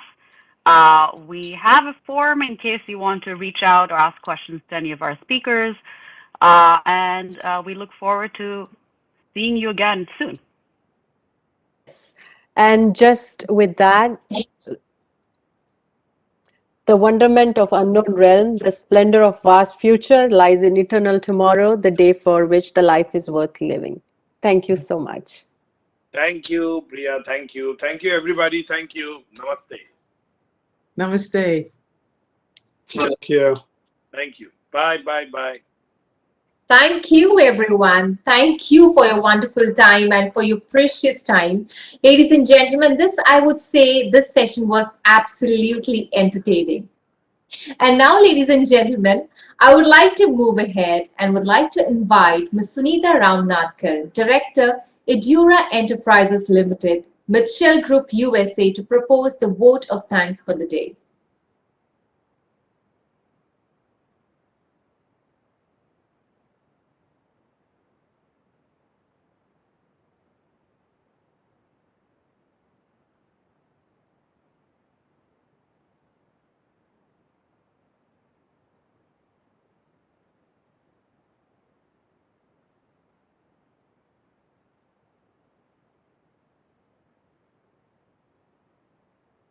Unmute.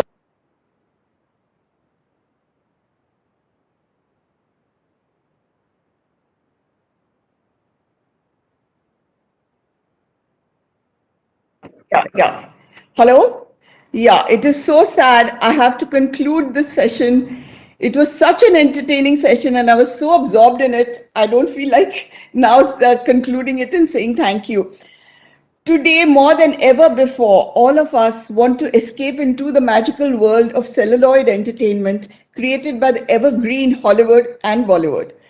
Both are so different in their treatment, but they manage to arouse our sensibilities and transport us from our mundane existence into the fantasy as we watch the unfolding creativity with rapt attention. These genius leaders in their respective fields have contributed so much to the entertainment industry. We have just heard a small portion and glimpsed a small portion of it, and we are really privileged. My humble suggestion is that just as we can access both the Hollywood and Bollywood at the press of a button, we should be able to trade in anything among any country just as easily and seamlessly. On behalf of the IMC Indo-US Partnership Vision Summit 2021, I thank all the panelists, moderators, and our participants for giving us your valuable time. Thank you.